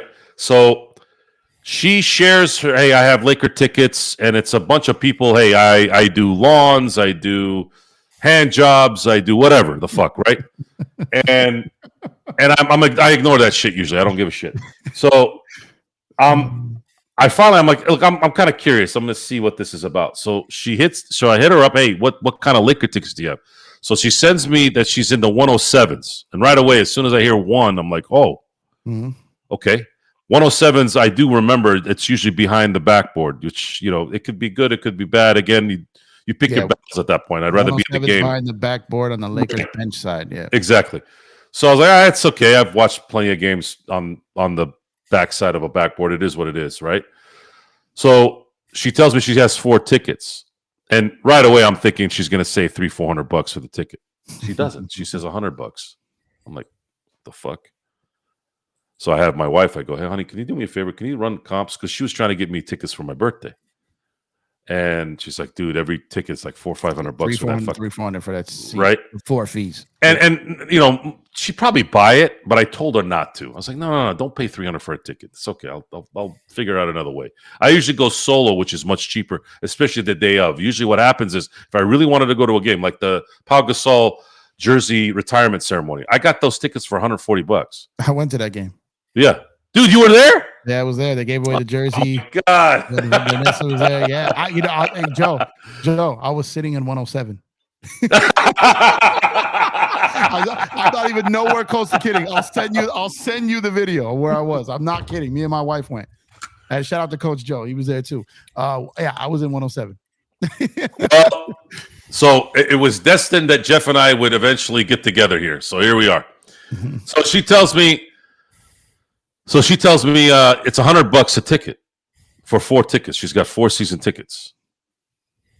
I'm like, bitch, there's no way you're charging $100 for these tickets, right? That's more than that's less than what she paid for. I'm like, that's less than what you paid, this, and that. Yeah. And she's talking about, and she's being very non-aggressive, which is, after a while, I always kind of, somebody doesn't trust me in something, I'm always like, look, forget this. I don't got time for this. It's okay, whatever. Or I'll say, look, here's my number. Here's my address. This is where I live. She doesn't do any of that. She's playing it nice. She's doing whatever. So I call my boy. I'll leave him nameless for the moment. Thou shalt be nameless. I say, hey, can you do me a favor? And I'm going to read what he said.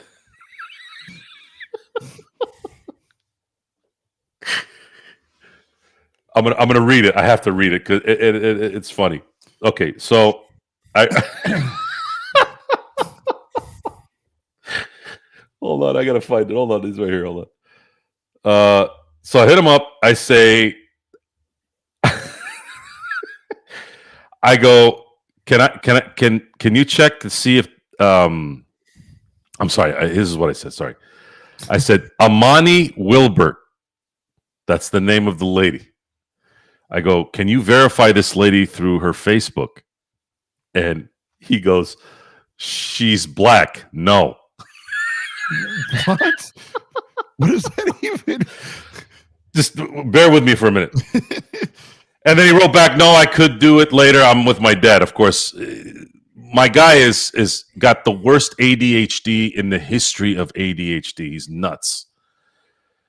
So I'm laughing at this point because that's how he is, right? So I wrote back, I go, the lady is white. At least that's what it says on at least what the picture on the profile page is. And she's on one of my exchanges selling Laker tickets. I wanted to make sure she was legit. So within like 15 seconds, he sends me a post and he goes, only one in the whole United States. And he sends me the PDF of the background check. And it's a lady in Birmingham, Alabama. Folks, my boy is a guy that used to be a chomo hunter. Do you all know what a chomo hunter is? You said a Gerald, chomo do you know hunter? what a chomo hunter is? I got to take a shot for that one.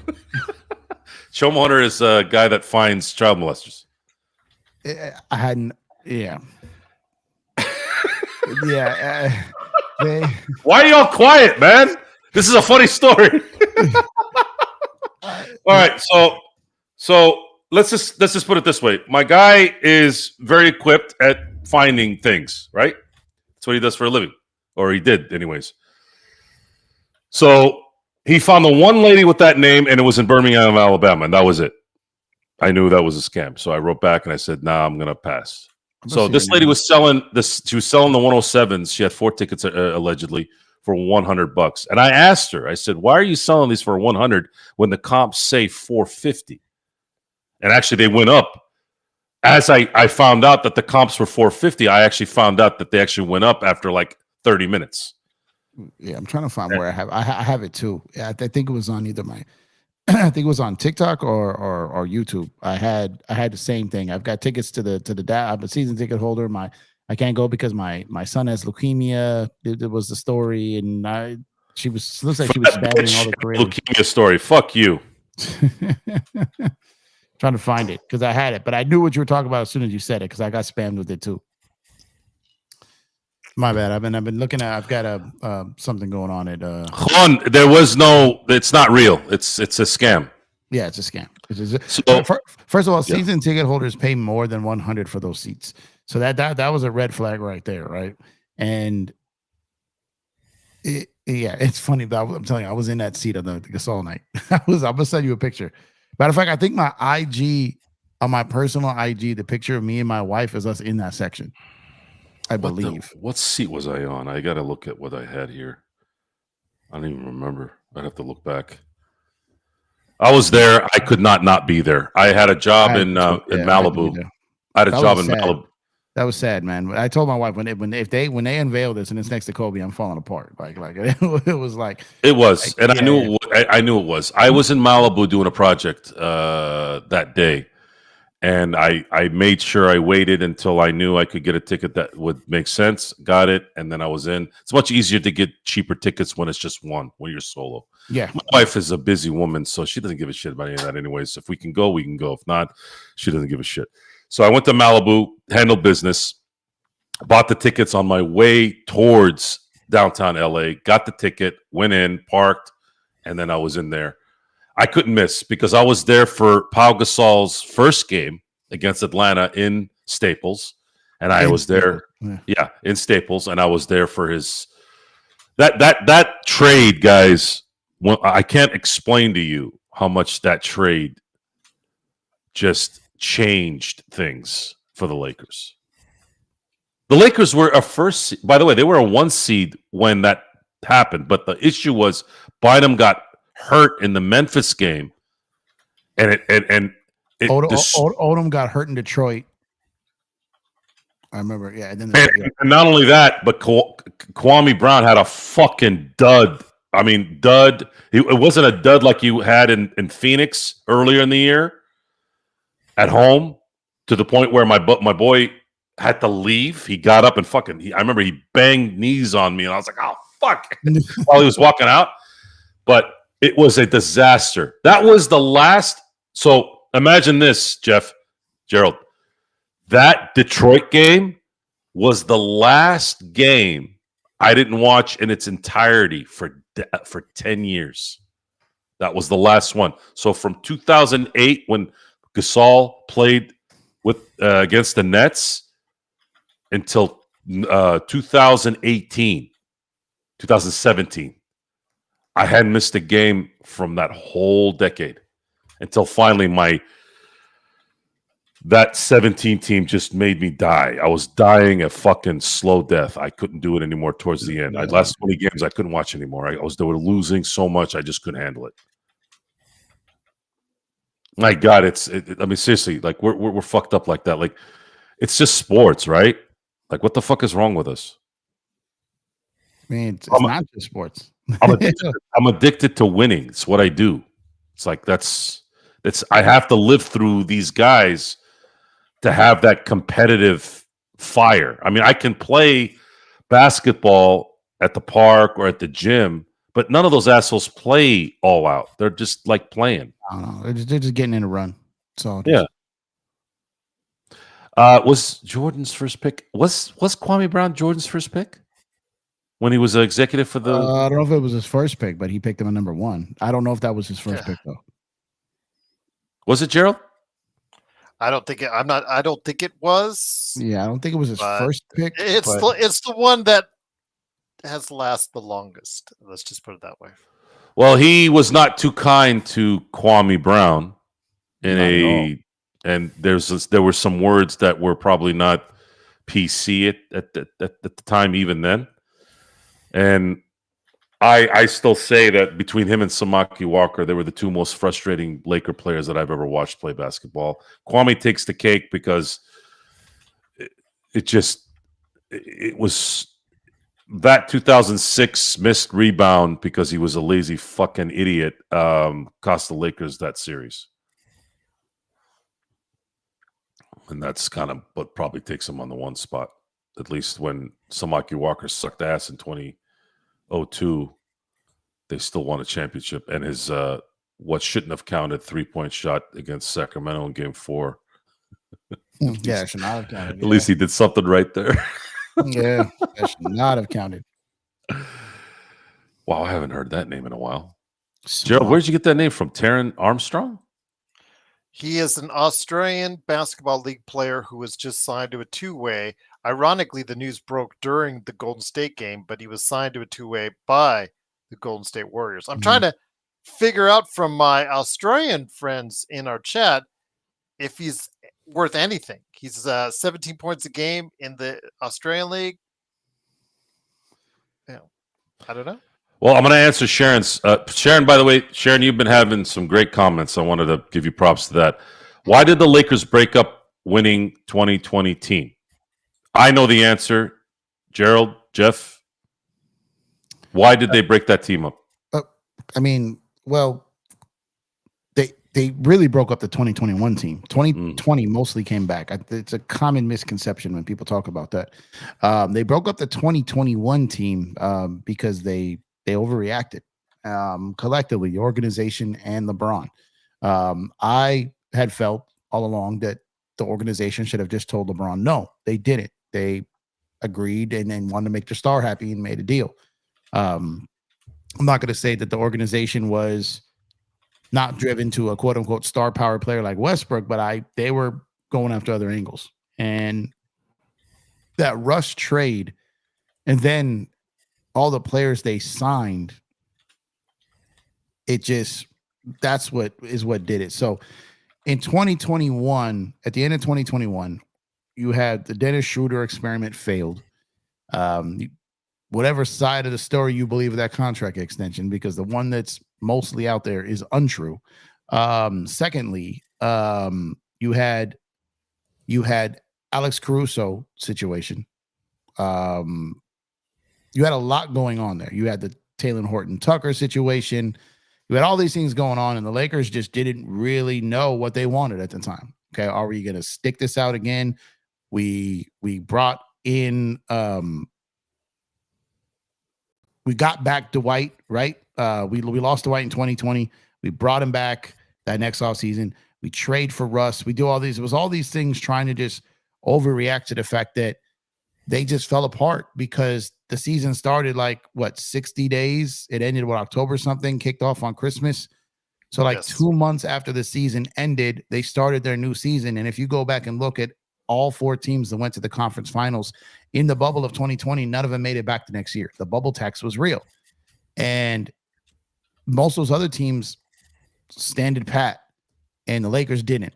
They overreacted to losing in 2021. You had Dennis Schroeder, free agency. Like I said, you had Caruso who was hurt at the end, and AD hurt at the end there. The Drummond experiment. We had all these things that just didn't work, and they felt like that team lost, when reality is that team had a great year, and then just 2020 caught up to them in 2021. and they overreacted. They made a stupid trade, and they felt that they can make the trade for Russ, signed a Whiteback instead of Trez, and everything would be all right. And it wasn't. And that trade was doomed from the get-go. And that's essentially why they broke it up, is because they lost in 2021 and they didn't repeat. I think the best way to describe why they broke up the quote unquote 2020 team, even though that team was broke up in 2021, I think it would be fair to say that they broke it up because they didn't repeat and they panicked, is the best kind of way to go about it from my perspective. Gerald? Couldn't have said it better myself. I mean, when it comes right down to it, the mistakes that were made, sure, the quick turnaround obviously didn't help when it was, like you said, 60 days.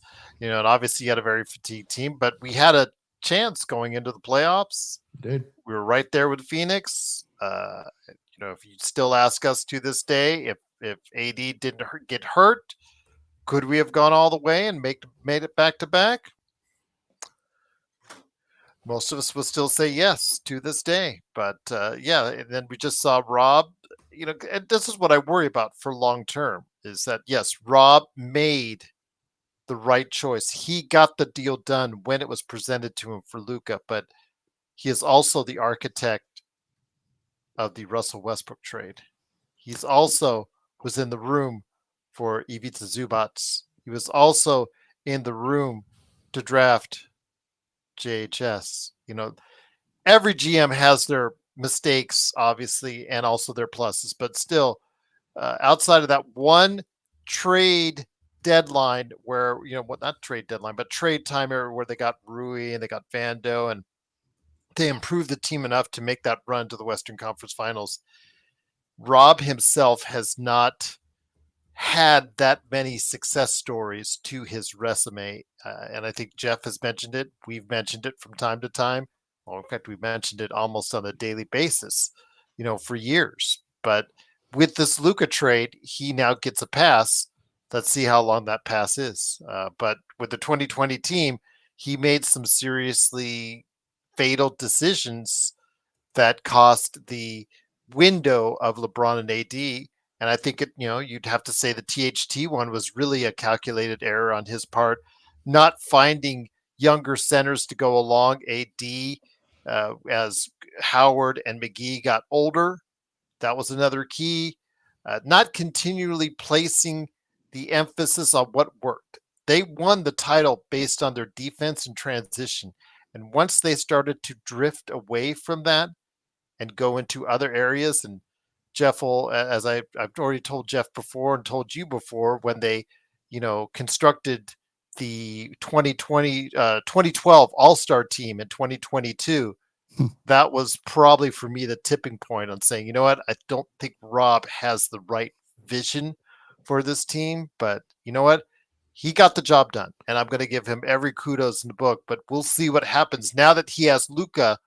What is he going to do to sustain that going forward? But yeah, I think a lot of the issues on why the 2020 team did not find more success after that, I think a lot of it was circumstance, but a lot of it was decision making as well. Yeah, a lot of it was bad luck. And I think when we talk about why the 2020 team was broken up, I think we also have to understand who built the 2020 team. And when we said about, we can't sit here and blame him for the stuff that he was in the room for while not giving him credit for stuff he was in the room for. He was in the room for LeBron. He was in the room for AD. He was in the room for all these other players that got drafted. So that's why my kind of thing with Rob is it's kind of a wash now, because whether you can say LeBron and AD or who got AD, it was on Pelinka's watch. Magic didn't get that deal done. Pelinka did. Then you go all these other guys, KCP, that's Pelinka. Like all these pieces that came together there. His biggest is Zubac's more Magic or 100% Magic. Magic went on ESPN and talked about it. Magic said, look at him in the playoffs. Look at him in the playoffs. What did he do in the playoffs? Magic rubbed that in. Magic, the play for Zubac was, see, the thing with Zubac was they knew they weren't going to re-sign him. They weren't going to re-sign him. They weren't going to keep him. So they wanted to flip him for something. There were 3 other deals on the table. That one, if you remember, came through at the end of the trade deadline. It was after the trade deadline was over. It was one of those things that got announced after because it goes in and you wait till it gets finalized. The Zubac one, they shopped him around anywhere. The Clippers were the only one to bid. Like, they were trying to move him. It just didn't work for the Lakers, and it worked for the Clippers. But that wasn't Rob. That was Magic. 100% Magic. Go back and watch that clip when he was on First Take talking about Zubac. He basically admits that was him. He admits it, and then Zubac tweeted out about it. That was Magic. Magic did not believe in Zubac. And he's the one that did that. It was also Magic that was throwing just lowball, ridiculous trade offers to the Pelicans to get AD, which is why they didn't get him at that trade deadline. And then once Magic was gone, Rob made a legitimate offer and got him. So like my thing with Rob is he has made a lot of mistakes, but I don't think anyone ever credits his home runs. They get him for his strikeouts, but they never give him his flowers for his home runs. I'm crediting his home run now. He got the job. No, not done. you. I'm not saying you. I'm saying like the constant like bashing of Rob even after this trade. Oh, he's gonna find it. Oh, he gets no credit. They called him. Yeah, but why do you think they called him? But do you understand their apprehension to just fully buying in on Rob Pelinka because of that trade, because of his past? No, because like I said, one of the biggest beasts with people is they tore up the 2020 team. Who built that team? You know what I mean? And what I'm saying is that the Westbrook one was horrible and it was on his watch, but that was LeBron. He should have told his star no, but he didn't. He has to wear it. He has to wear it. But like I said, if we whiteboarded all the things that Pelinka got, guess what? How many teams passed on Whitmore? How many? What number did he get picked?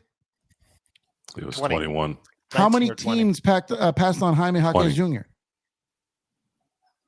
Hindsight's 2020. How many? You want to know the funny story? How many teams were calling the Lakers to get JHS? Why do you think they went to the commercial break during the Lakers pick? They were knocking the doors down, including Houston, to get him. It didn't work out. It happens. There's a little bit of variation there, Jeff. Gerald has his view on that, but Podzayeski and Triple J were not. I never blamed them for not, like, that wasn't part of the discussion. You said Whitmore right there and then. Whitmore had to be the pick there. That I knew for 100%. But there was a reason why he slipped. I understand. There was a reason why he slipped. I understand that. I understand that. And that's why I never said, well, you should have gotten Triple J or Podzayeski. That's easy to say. Those guys were the 2020 hindsight guys. Whitmore was the best player available at 17, regardless of whatever the hell was going on. You got to pick the best player available at that point. They did not. They picked JHS, who was not better than Cam Whitmore. They should have got him. Even if it didn't work out, it still would have been a better pick. Why do you think Dalton was picked? Part of the reason why Dalton was picked, because the same thing that happened to Dalton that happened to Whitmore. He fell down. Well, he in was the draft. He was second on their board, though. They didn't think he'd be available, but he was on their board. So the thing with this is totally different. Let me ask you something. Did Joe freeze, or is he just holding his hand right there? Okay, just holding his hand right there. Let me ask you a question. Would you trade Whitmore for Reeves and Caruso? No. Who got those two guys? Lakers. Okay.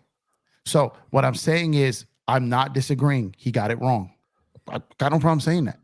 What I'm saying is, if we're going to whiteboard it, I think the pros and cons, I think you're going to see a lot more pros there than you think. That's my point. Your point is noted, and it's another reason why we don't know shit. I don't know shit. Nothing. You include yourself in that statement. Yeah, I don't know shit. I was wrong. There's no other way to look at this. All that stuff you said, Jeff, is 100% correct. You got to be able to say, look, Rob didn't hit here, but he hit here. Yeah, that's how it works. Jerry West, I always use this as an example. In 1998, he drafted Sam Jacobson. Mm-hmm. And a lot of people go, who the hell is Sam Jacobson? I go, exactly. 100%, you're right. It took the Luka Doncic trade to really open my eyes to the fact that I don't know shit. And it is what it is. So now I got to comment on it. Now I got to eat shit. There's no perfect science to drafting. No, there isn't. Look how many number one picks end up bad. Look where Joker was picked. Like I said, to sit here, how many times have you thought a player coming out of college was going to be great and he wasn't? And if you were a GM, you would have drafted him. How many guys got picked that you never heard of and turned into stars that you never would have picked? Right? That's my point. My thing with Pelinka is, and I'm not blaming, and I think I used the wrong words when I said this. It was all LeBron. It was not all LeBron. LeBron wanted Westbrook. He wanted a third star there. He saw what KD and them were doing with the 3-star system. Braun wanted back in that. Russ was really the only guy that could work. He had considered DeRozan. The Lakers couldn't make that work. The Sacramento trade Braun didn't like. There were things that were happening there. Braun and AD met with Westbrook. That's a fact. Anyone that challenges that, do your history. Met with Russ and then went to Pelinka. Braun got AD on board, and then they both went to the Lakers and pushed for Westbrook. Where Rob messed up is he didn't tell the stars no. That's where he messed up. And he's got to wear it because he did the deal. And that's probably one of the... Sorry, go ahead. No, Nick T says they did break up the 2020 team. According to Nick T on the Super Chat, we lost Rondo for Schroeder, who's a losing player, Howard, and McGee for Drummond and Damian Jones. We lost winners for losers. Okay, that's incorrect. First of all, McGee was on the 2021 team. McGee was booed out of town when they traded him to Cleveland. Secondly, Rondo left because he got an offer that the Lakers couldn't match. We did not break that up. He left for money. It's a fact. Schroeder, they traded for. For who? For Danny Green, who was ran out of town. But that's false information. Jeff, are you ready for the CP3 discussion, or should we wait that? Not tonight. No? Okay. Yeah. I'm all definitely ready for that. Okay. And by the way, Matthew is asking about the dirt poster to my left here. That's basically, I was a video game store manager back in the 2000s, and had access to all the ones that you see behind me. So there you go.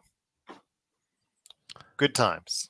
In the end, with the Westbrook trade, it's always going to be, to me, a overcorrection or a panic move to compete with what ended up happening not too long before then, which was the Harden trade to the Nets. Yeah, that's exactly what it was. My whole point with that includes Pelinka, but it was an organizational overreaction. That's my only point.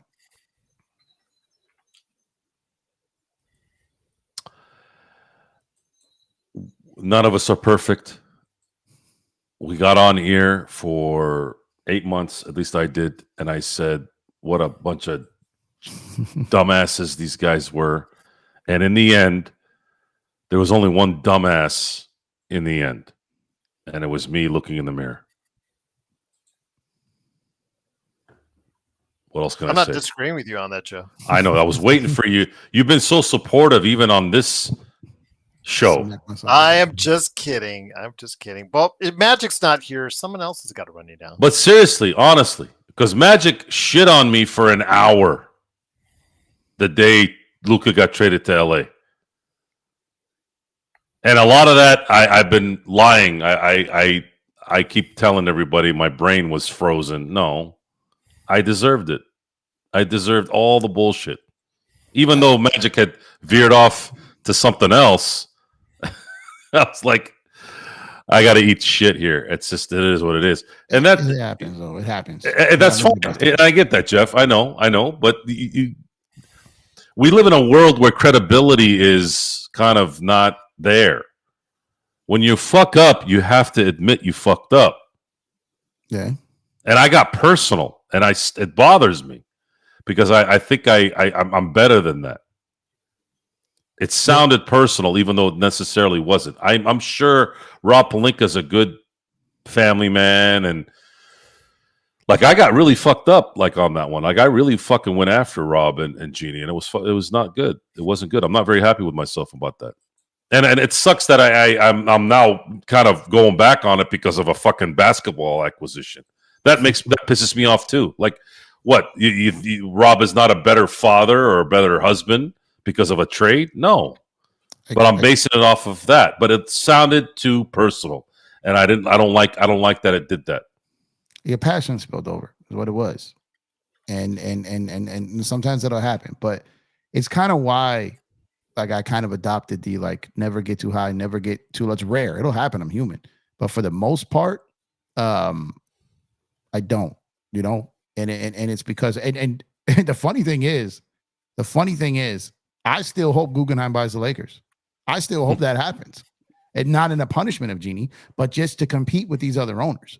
Like is my thing behind it, right? It's not necessarily because you're gonna whatever Boston goes for. You got the Clippers, you got the Warriors, you got the Suns, you got the Jazz, you got Milwaukee, you got all these super billionaire ownership groups, right?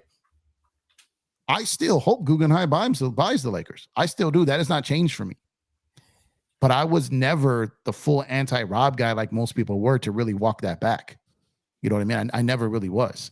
So like for me, and like I said, there's just no way in hell Kobe would keep around a guy for 20 years and make him the godfather of his daughter and be his number one guy in business and his most trusted confidant if he was a douchebag and a waste of space.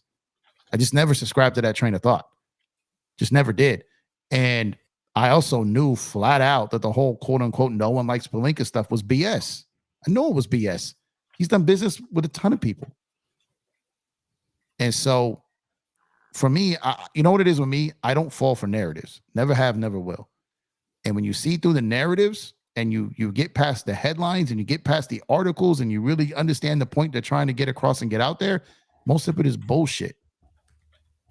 And I just don't do the bullshit, It's kind of really what it is. And so the Rob Pelinka will never be, at least I don't think, ever be a Hall of Fame executive. I mean, shit. I mean, when you think about it, if he stacks up chips, maybe, but I don't think he's that. I don't think he comes from that elk. I don't think he does. But however, he's far from the worst in the league, and he never was the worst in the league. Shit just wasn't lining up. It happens. Lining up. Yeah, lining up is it's tough in the NBA now, and that was part of the original thought process. In that the fact that they signed this new CBA and this was not possible. It wasn't supposed to be. I don't. Come on, man. Let's really get to that for a second here, seriously, before we head out. Luka Doncic is a fucking LA Laker, and I still haven't registered it. Imagine that. It's been 3 weeks now. 3+ weeks. How the hell did this happen, Jeff? Two guys had a relationship. One guy wanted a player the other team had. What the fuck is Dallas doing? Dallas is... Forget about the Lakers. This is not... Yeah, this is not... No. What are they doing? They look... They're not trading it. Like, there's no logical reason. You know what the Mavs are doing? You know what they're doing? They're becoming the Cowboys. Oh God. That's what they're doing, Joe. That's what they're doing. Why would you want to mimic that shitty ass organization? Really? Yep. Okay. They bought it. It's a business to them. It's not what let me retort to that. Okay. Let's talk about the Cowboys real quick, and so I can make sense in my head. You're Jerry Jones. You buy the team from Tex Schramm in 1988, whatever the fuck it was. At that point, guys, the NFL, you all think you only know the NFL for what it's been the last 10 years. You guys have no fucking idea what the NFL was in the 80s. 90% of the fucking old fogies that owned teams, doesn't matter if it was the Cowboys, the Cleveland Browns, whatever. They were so fucking behind on the times. They didn't know what the fuck they were doing. Tex Schramm sells the team to Jerry Jones, the only coach in the history of the Dallas Cowboys at that point was Tom Landry. Tom Landry, iconic, fedora, the whole thing, right? You want to talk about image and all that shit. That was the fucking man. They take him out to golf. They fire him on the golf course. That's how ruthless Jerry Jones was. He hires his boy Jimmy Johnson, who he played at Arkansas with back in the day when they won the national title, all that shit. They win 3 Super Bowls in 4 years. Now, back up a little bit. It wasn't Jerry Jones that won the third one, right? So Jerry Jones wins back-to-back championships. I'm talking like, still to this day, the 1992 Dallas Cowboys was the most fucking stacked team I've ever seen in my life on a football field. They win back-to-back championships, and he fucking fires Jimmy Johnson, his guy, the guy that did the Herschel Walker trade, that did all the shit. For what? You know why? Because he didn't get enough credit. Yep. Jimmy Jeff, Johnson was getting too much credit. He was right? the bigger star. He was the bigger name. He was the bigger attraction. Which is hilarious, because if that's not the truth, Jerry Jones was in line with Jimmy Johnson. I remember that time. You couldn't say Jimmy Johnson without Jerry Jones. So what the fuck was going on in Jerry Jones's mind? I'll tell you what was going on with Jerry Jones. He wanted all the credit. Yep, still does. Since and I'm only saying 1996 because that's the year it happened. It's technically 1995. Football seasons are weird. When the team wins in 1996 on the calendar, it's actually the 95 season, right? It's the year before, because you constitute the last time they won the Super Bowl, the last time they were in an NFC Championship game, it was 1995 season, even though technically it was in the 96 year. They haven't sniffed the NFC Championship, let alone the Super Bowl, since then. Folks, it's 2025. All because some dumb fuck thought, I want more credit, and I'm going to let go of the biggest asset I have in talent evaluation. Imagine that, guys. This is 30 fucking years. That's 1/3 of a century. And he's still stubborn, right? What's the point? What's the point in all this? Jeff, where are we getting at here? That's what Dallas is becoming. Right? the Mavs, So you talked about how the Mavericks are mimicking that. They don't care about winning.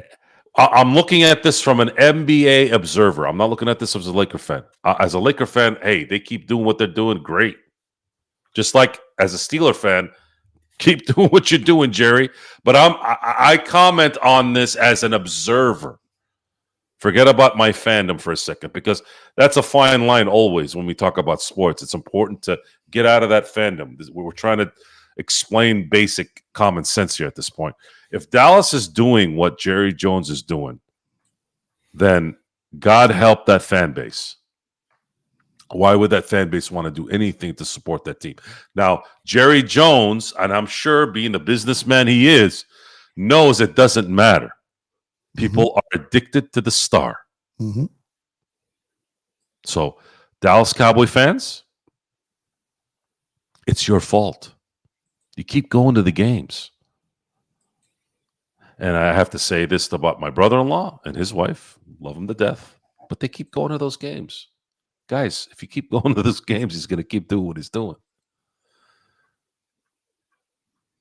It's hilarious. I haven't been to a Laker game in 2 years because of what's happened.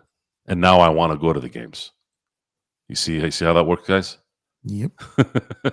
So the Mavericks right now, whatever they're doing with their gambling bullshit, I'm going to go back to my my usual statement on the gambling thing, folks. There's always been gambling in sports. I'm not naive to that, but the fact that it's supported the way it is, this is the result of it. The Dallas Mavericks had no reason not to sign Luka and keep him as the franchise, have a statue for him, and they probably would have had a good chance to win it all.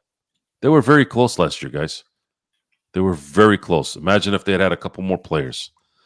I just didn't expect Kyrie Irving to turn into a tulip. He always does against Boston. Always.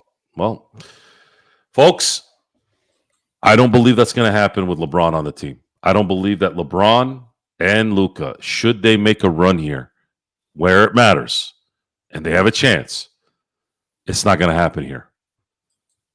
It's just not. Man, we got deep into this shit, didn't we? How about them Cowboys? I mean, we're talking about the Cowboys, really?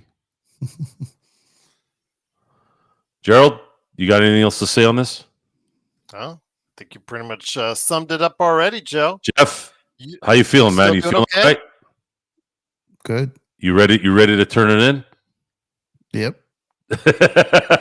Yep. Question is, are you ready to turn it in? Well, no, I'm not. But I'm gonna do that because I want you guys have lives and you guys have to do stuff in the morning.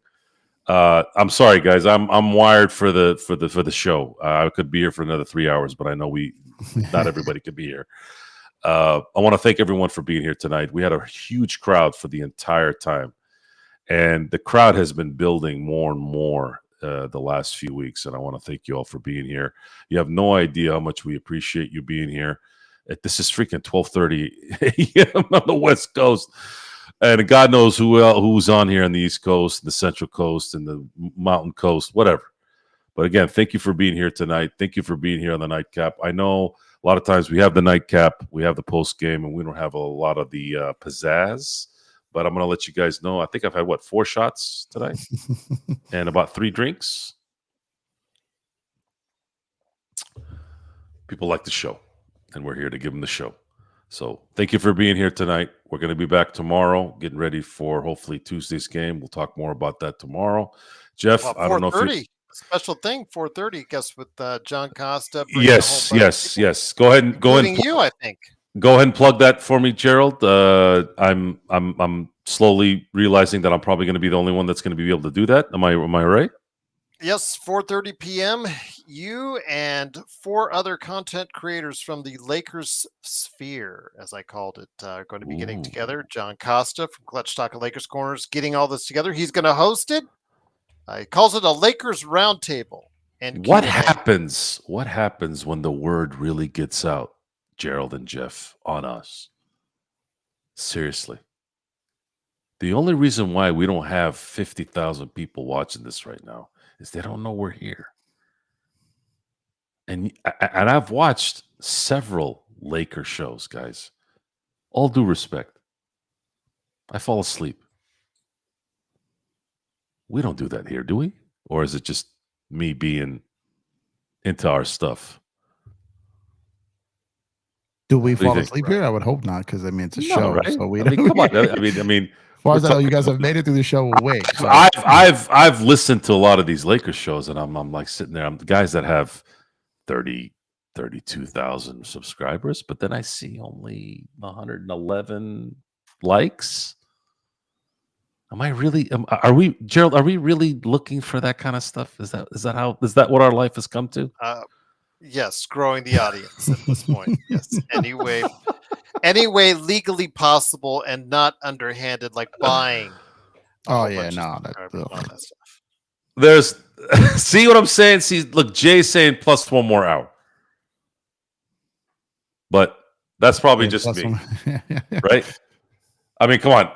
Where's Lucky, Jeff? Is he still roaming around? I think he's out on. I think he's over on the couch that I never sit on. I gotta take him outside. Did you give him a walk a little bit? I took him earlier. I gotta take him again right now. You gonna go out right now? Oh yeah. Okay, so guys, y'all love dogs, right? Y'all love dogs. Y'all have dogs. I'm the only one that doesn't have a dog, right? Okay, so folks, we gotta close out the show. For the perros, right? For the perros grandes. Yeah. There you go. Okay. So with that, Jeff, you know that the invitation's always here. You know the show always gets better with you. Gerald, the best master of ceremonies that you can have on a show, the best crowd, best everyone here with the Lakers Fast Break, especially on the Nightcap. Thank you for being here tonight. If anybody wants to contact me directly, please hit me up on Facebook. If you're a Facebook person, I'm Johnny Blade on Facebook with the with the Dodgers World Order logo. I kind of flipped it on the blue World Order, Gerald. That's what I did. If you want to hit me up on Instagram, that's my business site, sinblades_turf. But if you want to hit me directly on X, you can hit at me at what you see right there. It says at Joe Soro LFB. It's the only one that has my real name on it. I like anonymity online, although I don't think that's possible anymore at this point. But that's what I have on Facebook. So I'm sorry, on Twitter or X or whatever the fuck they call it. Until then, thank you for being here tonight. Thank you for being here this morning, wherever you are. Thank you for being here this afternoon. Jeff, thank you for staying up late. Gerald as well. Have a good night. And until next time, we'll see you next time.